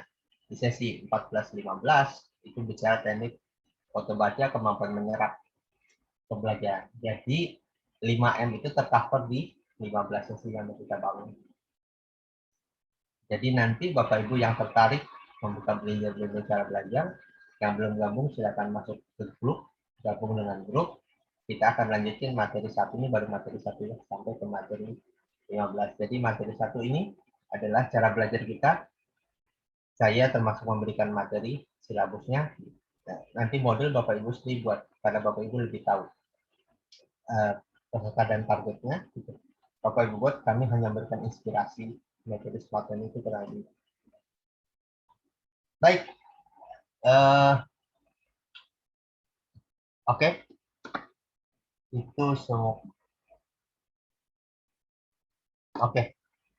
Saya rasa itu materi kita hari ini. Ada pelajaran, ada pertanyaan tentang langkah kita? Jadi kembali Bapak Ibu, yang mau kita kejar hari ini adalah Bapak Ibu menjadikan, karena dulu pernah dikerjakan oleh Plan Consulting, sayangnya harganya mahal ya. Jadi kita ingin sekaligus dalam PHK kondisi COVID banyak orang PHK, sehingga memberikan kemudahan Bapak Ibu membuka bimbel yang unik. Bimbel bukan bimbel fokusnya konten, tapi bimbel cara belajar. Karena cara belajar itu sering sekali belum diajarkan. Jadi kita mungkin banyak mengajarkan konten, tapi melupakan cara belajar efektif seperti apa. Nah, itu yang kita buat. Jadi bimbelnya unik. Yang kedua, materi ini sebenarnya materi awal dari kampus Kriptogoka. Tadi saya lihat kita di awal kami merubah diri menjadi kampus, dan materi 15 sesi ini adalah materi wajib mereka yang mau jadi mahasiswa di Soka, gitu. Karena ini adalah materi awal dan kita adalah ingin kita pembelajar yang efektif. Dan ini ada cara belajar efektif. Baru setelah itu mereka yang mau menjadi mahasiswa Soka belajar akan pindah lagi belajar yang lain mau membuka bimbel, maka bukalah bimbel Smart Learning. Nanti ada yang manajemen tentang langkahnya seperti apa. Jadi saya pengen kita banyak membuka bimbel how to learn, learning how to learn gitu. Belajar cara belajar karena belum ada yang mengajarkan ini. Dulu ada, sayang sekali dijual dengan cara mahal ya. Perusahaan juga buat dan sebagainya, cuma jual dengan 6 hari dan sebagainya, bilang liburan jual 6-7 juta yang tidak semua orang bisa cover itu. Jadi kita ingin terbanyak dalam bentuk kursus-kursus kecil di tiap tempat, dan anak-anak itu bisa jadi ibu juga bisa bisnis dari situ, dan ajarkan anak-anak itu belajar cara belajar. Nah, apakah ini membuat berdampak pada perubahan? Jawabannya iya. Karena kalau kita tahu cara menggunakan otak kita dalam belajar, maka kita lebih mudah belajar, lebih mudah menyerap data. So, yang mau gabung, ayo gabung gitu, di dalam komunitas mentor Smart Learning. Gitu. Nanti bareng-bareng kita membuka bimbel Smart Learning. Oke, silakan kalau mau tanya. Ya, mau tanya. Itu kalau misalkan untuk motivasi kita sampaikan kepada mereka, kita minta untuk mereka itu membuat cita-cita mereka itu apa gitu. Jadi yang saat ini saya lakukan kepada anak-anak saya maupun yang sama teman-teman yang lain yang sudah saya bimbing itu saya kondisikan bahwasanya saya kondisikan untuk membuat cita-citanya mereka itu apa. Nah, setelah cita-citanya ketemu, mereka kita ajak untuk membayangkan, kita masuk ke dalam stage-nya ke sana. Setelah itu baru kita anchor di situ. Setiap dia malas belajar, maka mereka akan ingat dengan cita-cita yang mereka tulis. Seperti itu, mungkin. Ya, itu bisa. Salah satunya adalah kita membuat, kalau untuk di sekolah ya, kalau untuk di sekolah gitu adalah, kalau untuk di luar boleh dengan Pak Mei tadi. Kalau untuk di sekolah, saya justru minta mereka membuat rapot sendiri. Gitu. Buat rapot kemudian menuliskan dia mau punya nilai berapa. Gitu. Karena ini menjadi di dalam itu ada target dia buat target sendiri gitu. Di dalam belajar. Jadi nanti tadi contoh rapotnya, kemudian di sebelahnya kita buat rapot, tapi kita kosongin nilainya. Jadi mereka ngisi sendiri mau nilai berapa. Gitu. Jadi kita buat rapot, kemudian isi sendiri dia mau nilai berapa. Karena di balik penulisan itu ada sebuah keyakinan. Saya menulis apa. Jadi itu membuat dia menjadi lebih clear arahnya. Gitu. Jadi dia membuat rapot sendiri. Yang dilakukan Pak Mei boleh juga. Kalau untuk mau yang kuliah boleh. Kalau itu untuk anak SMP SMA, relevan bagi dia adalah yang kontekstual di situ, yaitu di rapor. Oke, bagus Pak Mei. Ini. Oke, ada tanya? Ya, silakan. Tanya dong. Kak, saya kan waktu itu pernah sih ilmu ini nih kalau anak-anak Cina ya itu dipakai dia gitu karena memang ini kan percepatan mereka buat belajar sih sebenarnya kalau bisa difahami gitu, bisa diaplikasikan. Jadi mereka memang yang tadi Pak Ari bilang ini mahal gitu karena memang iya gitu mereka starting di awalnya tuh dibangun konsepnya dulu ini, terus kemudian jadi siap ngadepin materi ataupun rumus-rumus dan lain-lain tuh dengan lebih cepat tuh jadi lebih mudah sih gitu karena dari starting. Nah, yang mau jadi pertanyaan saya kan kita pertama yang kayak pribumi kayak gini tuh masih belum familiar ya walaupun tapi tetaplah bisa dimasukkan gitu.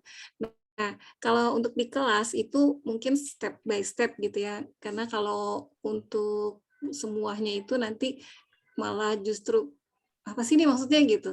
Tapi kalau misalnya satu-satu dimasukin kayak tadi yang Pak Mei masukin kan, dia cari goals-nya, terus gimana cara memotivasi, bahkan tadi Pak Ari kasih tahu rapotnya maunya berapa gitu kan, angka-angkanya dituliskan gitu. Jadi kan dia punya goal sendiri nanti ke sana. Nah, itu kan yang dibangun. Nah, kalau misalnya untuk pelatihan smart learning-nya sendiri, itu efektifnya nanti kan Pak Ari ada lagi ya, ada 15 materi gitu ya. Itu efektifnya berapa hari ya? Maksudnya biar kita ke orang tuanya tuh kasih penjelasannya bahwa ini apa guidance buat mereka belajar loh gitu, bukan bagaimana cara menyelesaikan soal-soal di sekolah gitu. Ya. Kan orientasi bimbel tuh biasanya ngerjain soal dan mereka bisa pinter, nilai bagus lah gitu ya. Tapi kan sebenarnya kalau mentality dan pola pikirnya masih salah itu kan ya kadang dia nggak bisa nanganin males atau nggak bisa nanganin kalau ada tantangan gimana gitu. Nah, konsep ini tuh bisa dijalanin walaupun panjang sih kalau menurut saya, dan guru juga harus kreatif nih bikin modulnya biar bisa dimasukin. Nah, kalau secara Coach Ari sendiri itu durasinya berapa lama nih kalau misalnya bisa tuntas? Jadi gini, kalau untuk anak-anak itu kita pembelajarannya malah menurut saya cuma seminggu sekali atau bahkan seminggu 2 kali. Yang bagus bahkan 10 kali, karena hari ini belajar, dia praktek, kemudian minggu depan kita tanyakan apa hasilnya. Jadi yang membedakan kita dengan bimbel lain adalah kita tidak ngajari konten, kita ngajari konteks bagaimana mengoperasikan otaknya supaya lebih bagus.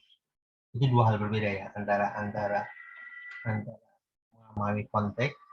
Jadi kasarnya gini, ada istilah kita nggak ngasih ikan tapi ngasih kail, dan kita sekarang ngasih kail plus cara gunain kail.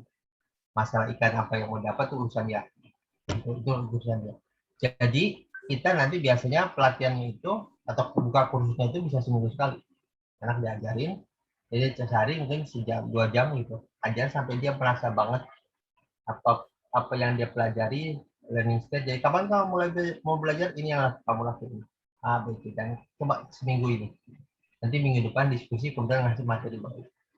Jadi kurang lebih kalau 12 sesi sama aja dengan 12 minggu atau 15 minggu pelatihan. Karena ini prosesnya pembiasaan, bukan proses ngasih skill. Jadi saudara berikan, kemudian biasakan dia melakukan itu. Dan pastikan pahami bahwa kalau dia melakukan, dia belajar membuat hidupnya menjadi lebih baik dengan belajar. Kasih tahu orang tuanya. Jadi pembiasaan, namanya pembiasaan itu butuh pelatihan, butuh aktivitas yang intens, aktivitas yang dikontrol.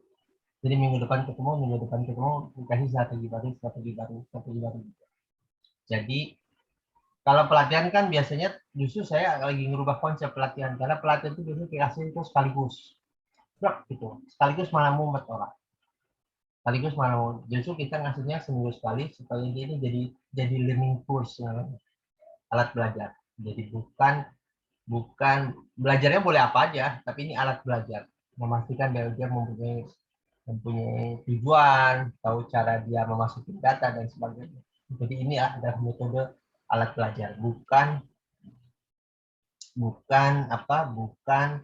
belajar apa, tapi bagaimana belajarnya. Itu pertanyaan sebenarnya yang harus malah. Jadi kalau ini saya ngajarin banyak orang dewasa mah langsung, Bu. Cuma 2 hari kadang isinya adalah itu. Cuma kan so far sebenarnya mulai digugat orang pembelajaran yang langsung sehari diberikan semua, karena kembali itu nggak fitrah sebenarnya, karena pembelajaran itu bagusnya step by step. Jadi satu dikasih latih, satu dikasih latih. Kemudian selama seminggu kita review. Gimana latihannya, apa tantangannya, kemudian baru lakukan itu. Nah, selama pembelajaran berlangsung selama 15 minggu itu, dia dilatih untuk membuat tadi tuh, mereframing kata dan sebagainya. Jadi yang kita ajarkan bukan hanya tentang belajar, tapi juga membuat perubahan hidup. Maka moto kita sebenarnya menjadikan anak itu punya nilai 100 di sekolah dan kehidupannya. Gitu. Karena kalau dia mentalnya bagus, maka hidup dia menjadi lebih bagus. Salah satu mental bagus adalah melakukan reframing kata. Boleh ya? Boleh bertanya dulu, Coach. Ya, boleh. Saya masih belum belum paham banget gitu. Jadi learning state ini kita buka misalnya untuk bimbel, bukan bimbel materi pelajaran gitu Coach ya, tapi bagaimana belajar. Artinya kita tidak mengajarkan tentang matematika, bahasa Inggris dan sebagainya. Tapi kalau misalnya Coach dikombinasi gitu. Jadi kita juga buka dengan learning stage ini, tapi kita juga tambahkan materi yang seperti bimbel pada umumnya gitu. Itu gimana Coach?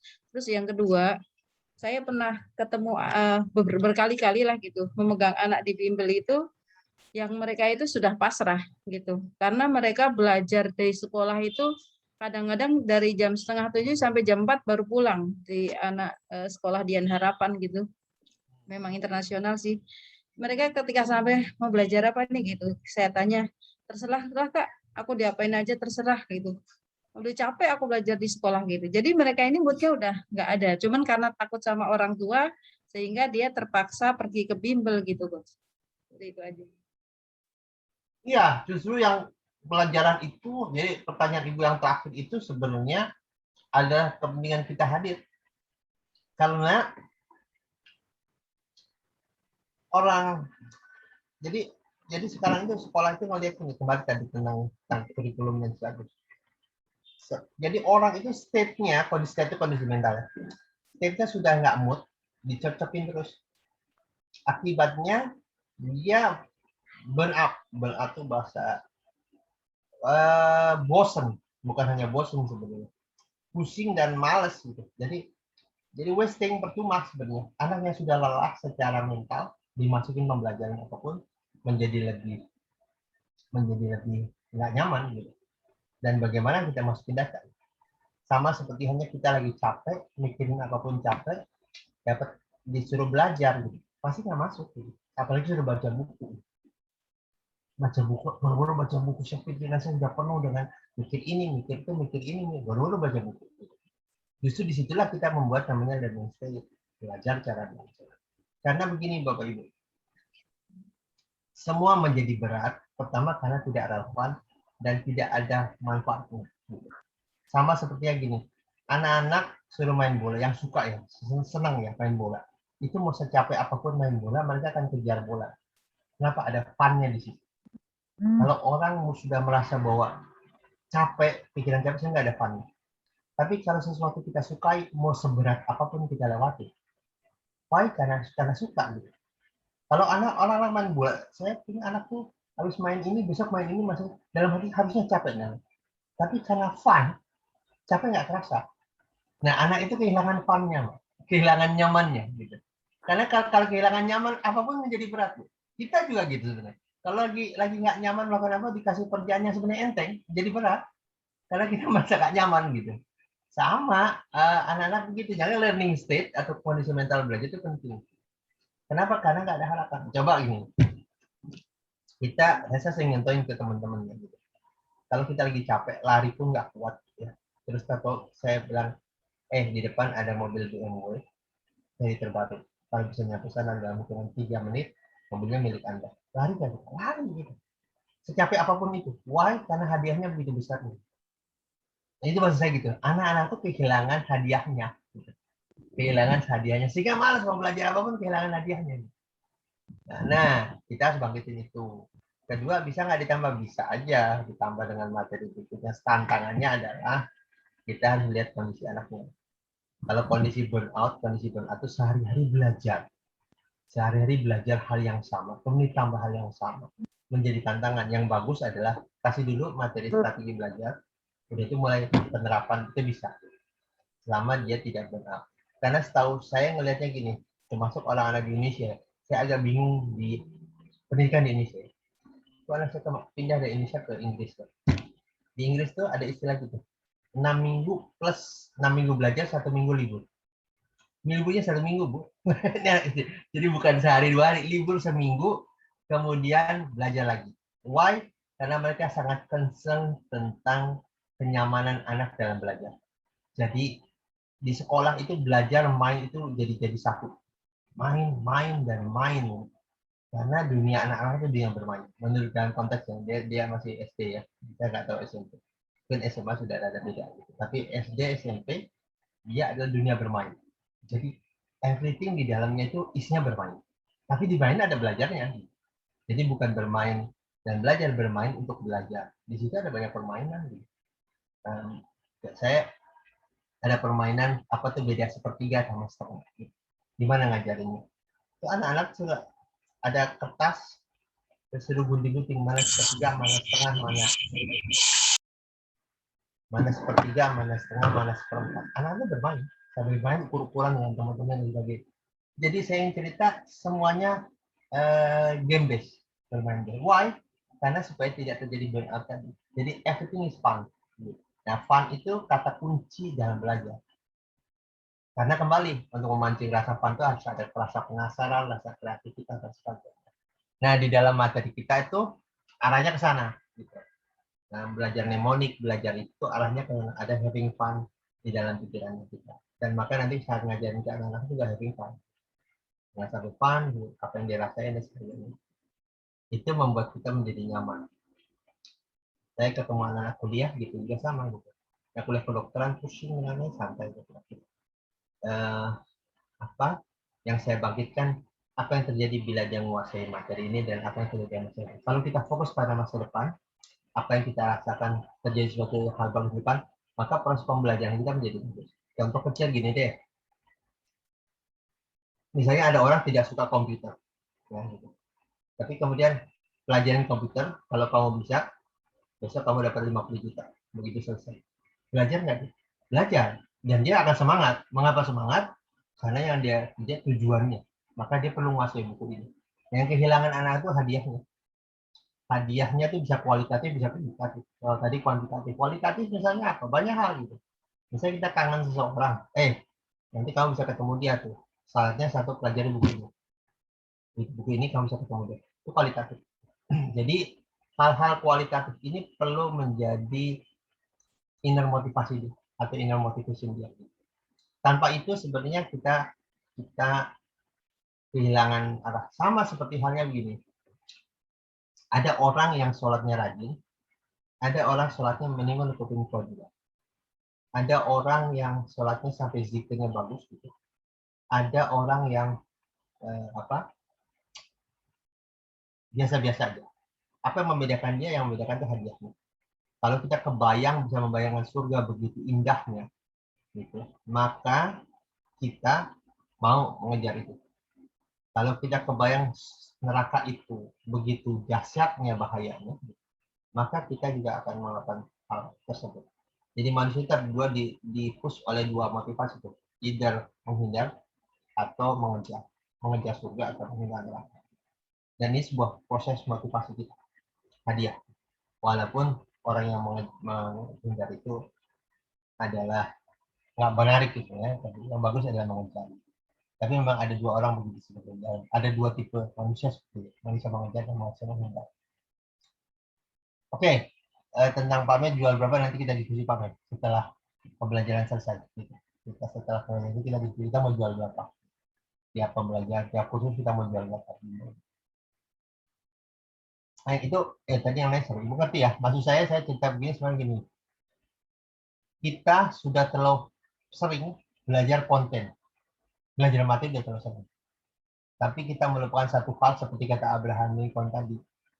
Kalau saya punya waktu 6 jam, saya akan habiskan waktu 4 jam untuk mengasah gergaji. Jadi 2 jam itu dia gunakan. Dibanding saya sibuk menggergaji tapi gergaji kita tumpul. Apalagi gergaji sering dipakai untuk motor lama-lama tumpul. Jadi yang kita lakukan adalah kita duduk, kita memberikan bagaimana otak pikiran bekerja. Karena capek menurut saya. Guru ingin memasukkan data ke dalam pikiran anak. Tapi kita tidak tahu bagaimana pikiran anak itu bekerja. Bagaimana bawah sadarnya bekerja. Bawah sadarnya menolak apa enggak. Itu tantangan kita sebenarnya. Dan apa yang diperlukan agar bawah sadar dia menerima. Dan bawah sadar itu tempat memori jangka panjang berada. Learning state, everything dalam pembelajaran semuanya semuanya menggunakan learning state ataupun menggunakan state belajar. Ada anak yang belajar karena takut apapun, dia paksakan belajar. Pahami Bapak Ibu, kalau ini dilakukan, begitu ujian selesai, apa yang dia pelajari lupa. Dan itu sering sekali terjadi. Karena dia, ya udah saya belajar, pokoknya selesai dah. Jadi akibatnya pembelajaran tidak punya dampak pada kehidupannya. Apapun yang dia pelajari hanya untuk ujian. Begitu ujian selesai, maka nggak ada lagi dampak bagi kehidupannya. Karena materinya blow up gitu aja. Gitu. Karena dianggap pikiran itu kan sebenarnya punya reticular activating system, punya RAS namanya, punya goals. Gitu. Begitu dipelajari 1, 2, goalsnya adalah saya penting lulus ujian. Oke, begitu ujian saya dianggap memorinya udah nggak berguna lagi, kehilangan. Nah itu terjadi. Nah, itu cara kerja pikiran. Tapi ketika mengatakan kita connecting dengan apapun yang dalam hidup tadi, maka pikiran itu menjadi connect dengan hidup tadi. Sama seperti halnya kalau kita ngajarin trigonometri. Kalau tadi saya udah ceritakan, kalau kita belajar trigonometri sin cos tangan, nggak relevan. Saya kalau belajar itu apa sin cos tangan, saya nggak menarik banget gitu. Tapi ketika diajarkan sin cos tangan itu untuk ini. Kalau ini terjadi, ini bisa buat laptop, buat apa, ini terjadi. Ketika menjadi relevan dalam kehidupan kita, maka belajar menjadi connect. Nah, connecting ini membuat kita menjadi semangat belajar. Karena terasa bahwa ini tidak dapat bagi kehidupan kita. Tapi kalau nggak ada dampaknya, percayalah kita kehilangan arah, termasuk siswanya kehilangan arah. Walaupun dipaksa, ya belajar. Sampai ujian selesai, udah itu saya lupakan dia. Itu yang terjadi. Makanya ada istilah, anak itu jangan nilai 100 di sekolah, nilai 100 di sekolah dan kehidupan. Agar setelah hidup itu ilmunya berguna bagi kehidupan. Itu yang terjadi.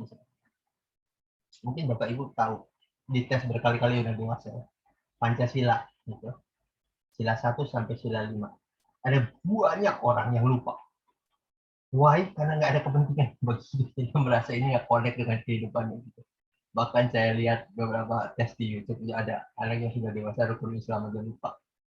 Rukun Islam, rukun iman lupa gitu. Mengapa? Karena nggak ada konteks gitu. Saya begitu di connecting dengan kehidupan kita menjadi relevan gitu. Makanya tadi saya bilang kan, kita tuh sudah terlalu banyak mengajari konten. Dan menarik menurut saya gini, kalau ada anak nilainya jelek, kemudian dimasukin ke bimbel, menurut saya agak aneh karena ngapain belajar membayar lebih mahal, membayar lagi untuk materi yang sudah dipelajari di sekolah. Yang belum itu adalah angle mana, sudut mana, strategi apa yang dia pelajari agar semua data itu masuk ke dalam kita dengan lebih efektif. Kenapa waktu di sekolah tidak menarik? Itu menarik sebenarnya. Itu harus kita pikirin. Tapi itu memang buat pengulangan kan, Coach. Sekarang kalau... Nah, sekarang ini Bu, mengapa pengulangan? Nah, coba, mengapa pengulangan? Ada dua sih, karena gurunya kurang bisa memasukkan pembelajaran sehingga anak bisa menerima, atau anaknya memang yang nggak bisa menerima. Nah, ini saya nggak bisa paham. Saya tanya ke bapak-bapak ya, nih, bapak-bapak ya. Ada wanita cantik ya, nyebutin nomor handphonenya. Sekali nyebut sampai kapan tuh ingat. You know why? Karena emosionalnya bekerja. Ada anak kecil yang lucu, ibu-ibu lihat. Anak kecil ngucap sepatah dua patah kata yang menarik, kita langsung ingat. Why? Karena emosional kita bekerja. Data plus dengan emosional itu sama dengan memori jangka panjang. Itu maksudnya gitu. Kita dimaki orang ya. Sakit hati kita. Itu kata-kata yang diucapkan bisa ingat. Kata-kata yang diucapkan. Why? Karena emosional kita bekerja. Nah, dengan kata lain itu masuk dalam strategi belajar tuh, Bu. Pasti itu. Saya belajar emosionalnya harus jalan. Karena emosional itu akan membuat data itu teringat di jangka panjang. Dan kalau karena ingat di jangka panjang, maka mudah diingat. Jadi kalau ada orang menerangkan, kemudian pakai pengulangan, tahu kenapa pengulangan? Karena data masuk ke pikiran sadar. Itu butuh waktu 2 kali 24 jam untuk diterima secara total data yang masuk ke dalam 2 kali 24 jam. Namun dalam perjalanannya terjadi proses pembocoran informasi. Sehingga masuk data itu konon itu 10-13%. Maka strateginya ada pengulangan agar yang masuk lebih banyak. Tapi sebenarnya bisa nggak sekali atau 2 kali kita belajar dapat ingat semua? Harusnya bisa. Orang yang fobia, gitu, fobia umur 9 tahun, 40 tahun langsung ingat fobianya dia. Why? Karena diterap dengan begitu emosionalnya, sehingga data itu masih ada di dalam pikirannya. Kunci kan di situ sebenarnya kan gitu. Kenapa data itu nggak masuk dalam pikiran? Karena emosionalnya nggak bekerja. Kita dimaki orang sakit hati di umur 10 tahun, itu kadang-kadang umur 50 tahun masih ingat kata-kata yang diucapkan. Why? Karena ketika dimaki itu, apa yang diucapkan itu menjadi sebuah data yang sangat emosional, pikiran bawah sadar kita terbuka, dan itu memori jangka panjang berada. Itu yang terjadi. Pikiran jangka panjang itu gini loh, bolpen taruh di depan nih, kita ngetik dan sebagainya, itu tadi bolpen di mana ya? Tapi ingatan kita waktu SD, 10 tahun yang lalu, kita masih ingat why. Karena waktu SD itu emang ada emosional bekerja. Coba pikirkan siapa guru yang kita ingat waktu SD atau SMP yang kita ingat. Pertama, gurunya kalau nggak baik apa kita, atau guru galak sekalian. Guru yang galak itu lebih diingat, karena secara emosional kita bekerja. Tapi guru-guru yang biasa itu nggak terlalu diingat. Guru-guru yang galak pernah marahin kita misalnya depan orang, semakin kita dipermalukan depan orang, semakin ingat gurunya. Wah, ya tentu kualitas ingatannya ya, ingat guru itu lebih kasar dan tapi guru itu makin ingat. Kenapa? Emosional kita bekerja. Jadi data plus emosional sama dengan memori jangka panjang. Itu maksudnya begitu. Kenapa pengulangan? Karena kita hanya mengingat sebagian. Dan kembali berhubungan dengan tadi tuh. Kalau kita ingin belajar hanya untuk ujian, biasanya pikiran itu ada istilah gini. Begitu ujian selesai, nggak perlu diingat lagi lah. Data itu buang aja. Tinggal kita ingetin yang baru. Itu masih sering terjadi begitu. Maka orang yang sistem SKS tuh dulu waktu kuliah kadang-kadang begitu kan, sistem kejar semalam itu sebenarnya sekali nggak efektif. Gitu. Karena kita ingat waktu ujian nanti, tapi materi itu tidak akan menjadi sebuah bekal kehidupan. Gitu. Karena dia hanya ingat ujian. Nah, pertanyaannya sekarang, kita sekolah tuh supaya lulus atau supaya pintar, itu menarik sebenarnya. Harus dijawab sebenarnya. Karena ukuran sekolah itu nggak bisa hanya rapot. Kalau rapot itu bisa aja dipersiapkan untuk ujian. Tapi apakah dia menjadi orang yang pintar? Nggak juga. Karena dia belajar untuk ujian, bukan belajar untuk menjadi pintar. Itu kuncinya sebenarnya. Oke, lagi pelajar tengah.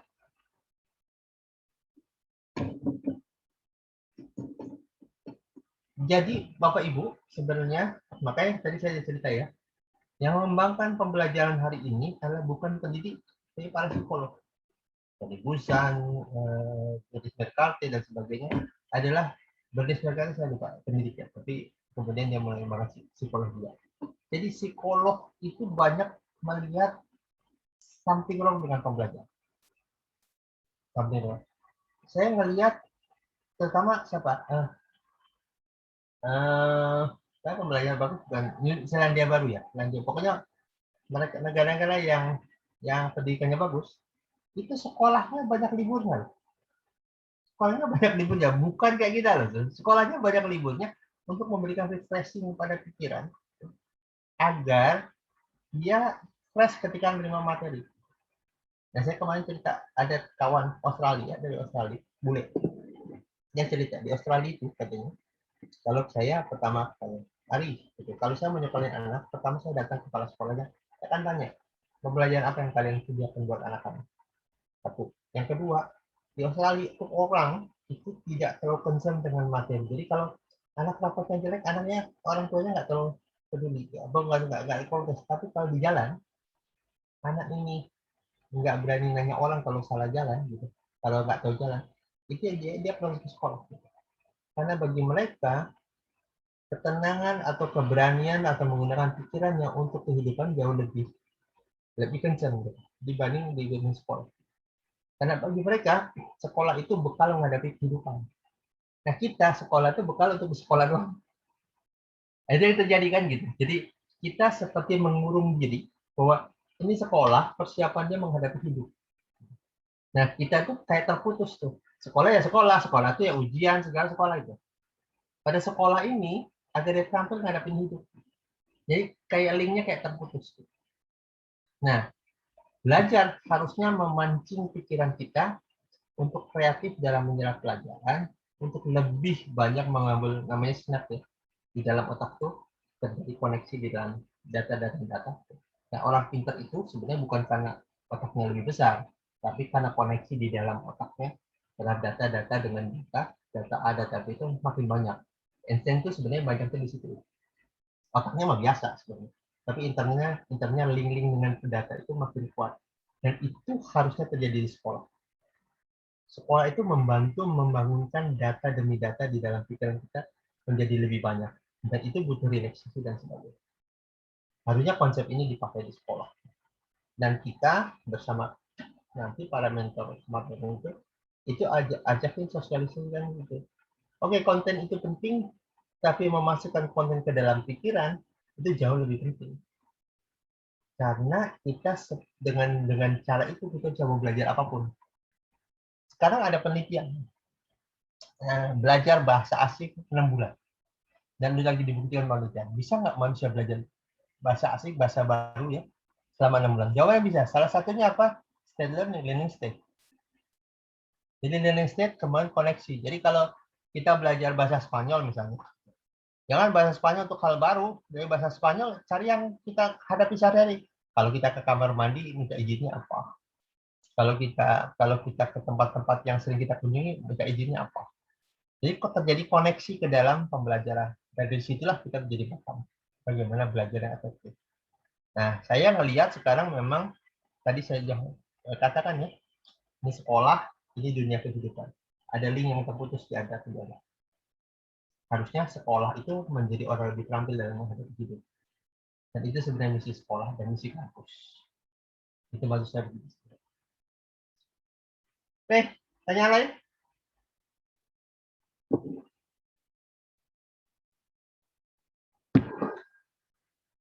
Dan bimbel sebenarnya harusnya ke situ. Jadi kalau Bapak Ibu bimbel itu harusnya mengajarkan hal yang tidak diajarkan di sekolah. Namanya bimbel harusnya. Jadi supporting learning support bagi sekolah. Jadi harusnya begitu. Jadi bimbel sama sekolah itu beriringan berjalan. Kalau sekarang sebenarnya, kenapa di industri bimbel hadir? Karena sekolah tidak terampil ngajarin anak-anak. Kalau sekolah bagus, industri bimbel berhenti. Kalau sekolah yang bagus ya, anak itu bagus, cara belajar bagus, anak-anak menjadi lebih paham, industri bimbel berhenti. Karena sekolahnya makin bagus. Jadi kalau sekolah makin amburadul, ngajarnya bimbel tumbuh tinggi. Gitu. Karena bimbel menjadi lebih bagus dibanding sekolah. Itu tantangannya sebenarnya. Harusnya sekolah, bimbel itu learning support. Jadi ada kerjasama di antara keduanya. Itu harusnya begitu sebenarnya. Jadi karena sekolah lebih tadi itu kata Bu Opi banyak silabus dan sebagainya. Gitu. Oke, dia bikin learning support bimbel. Harusnya begitu sebenarnya. Nah, sekarang sekolah sama bimbel seperti bukan learning support, dia seperti bersaing secara pembelajaran. Gitu. Jadi apa yang tidak bagus di sekolah akan diperbaguskan di bimbel. Gitu. Pertanyaan mengapa sekolah nggak bagus? Mengajarnya itu pertanyaan menarik gitu kan? Gitu. Kalau sekolahnya bagus, bimbel hidup nggak? Ya enggak kalau kayak sekarang. Gitu. Kenapa? Karena di sekolah udah bagus, ngapain orang bayar lagi buat bimbel gitu. Harusnya begitu sebenarnya. Bimbel itu harusnya menjadi learning support, bukan mengajarkan hal yang sama di sekolah. Itu maksudnya begitu sebenarnya. Oke, tanya lain? Baik, kalau nggak ada, kawan-kawan yang belum gabung silahkan gabung. Kita nanti akan bicara tentang langkah selanjutnya, bagaimana pembelajaran kita selanjutnya, karena belajar kita mencampur antara mnemonik dengan neurolinguistic programming. Jadi kembali kita ada strategi berpikir. Jadi yang kita ajarkan ke anak-anak itu tentang anak-anak termasuk mahasiswa dan juga orang dewasa nanti suatu saat bagaimana menyerap data dengan lebih efektif menggunakan pikiran bawah sadar. Dan saya berharap sebenarnya banyak orang-orang yang membuka bimbel hal ini, baik dari sini maupun sampai ke Papua. Gitu. Berharap banyak orang membuat ini. Why? Karena hari ini kita kehilangan itu. Metode belajar, cara belajar itu di luar itu bahkan mungkin sekarang jauh lebih cepat dibanding materi yang ada. Gitu. Ada teknik mnemonik, teknik membaca dan sebagainya, kemudian teknik foto baca dan sebagainya. Karena mereka concern konten is konten ya, konten adalah konten. Gitu. Tapi learning how to learn itu is a life skill. Dan cara belajar itu skill kehidupan. Gitu. Harusnya itu ada di tiap orang. Gitu. Termasuk kita juga yang sudah dewasa, yang sudah tidak di sekolah. Gitu. Karena tiap hari kita belajar. Kan? Tiap hari kita menyerap data, tiap hari kita belajar. Dan kita kehilangan kemampuan untuk menyerap data dengan efektif. Baik. segitu saja. Ya, mudah-mudahan sesi kuliah satu ini bermanfaat, dan nanti kita akan lanjutkan dan sesi berikutnya. Dan silakan Bapak Ibu rangkum ini di dalam modul Bapak Ibu, mempersiapkan bagaimana cara mengajarkan. Saya akan kembalikan ke Bapak Ibu. Hari ini kita belajar tentang learning how to learn, learning how to prepare ourselves, bagaimana mempersiapkan diri kita untuk memasuki sebuah proses pembelajaran yang efektif dengan menggunakan pikiran bawah sadar. Baik, segitu saja. Kita ketemu lagi di pertemuan berikutnya. Mudah-mudahan kita mendapatkan ridho dan berkah dari pelajaran ini. Sekian dari saya. Mohon maaf bila salah. Ya, kita tunggu kepala majelis. Semoga kalau Assalamualaikum warahmatullahi wabarakatuh. Waalaikumsalam. Waalaikumsalam warahmatullahi Waalaikumsalam warahmatullahi wabarakatuh. wabarakatuh. Terima kasih Kak Ari. Ya, Terima sama-sama. kasih Coach.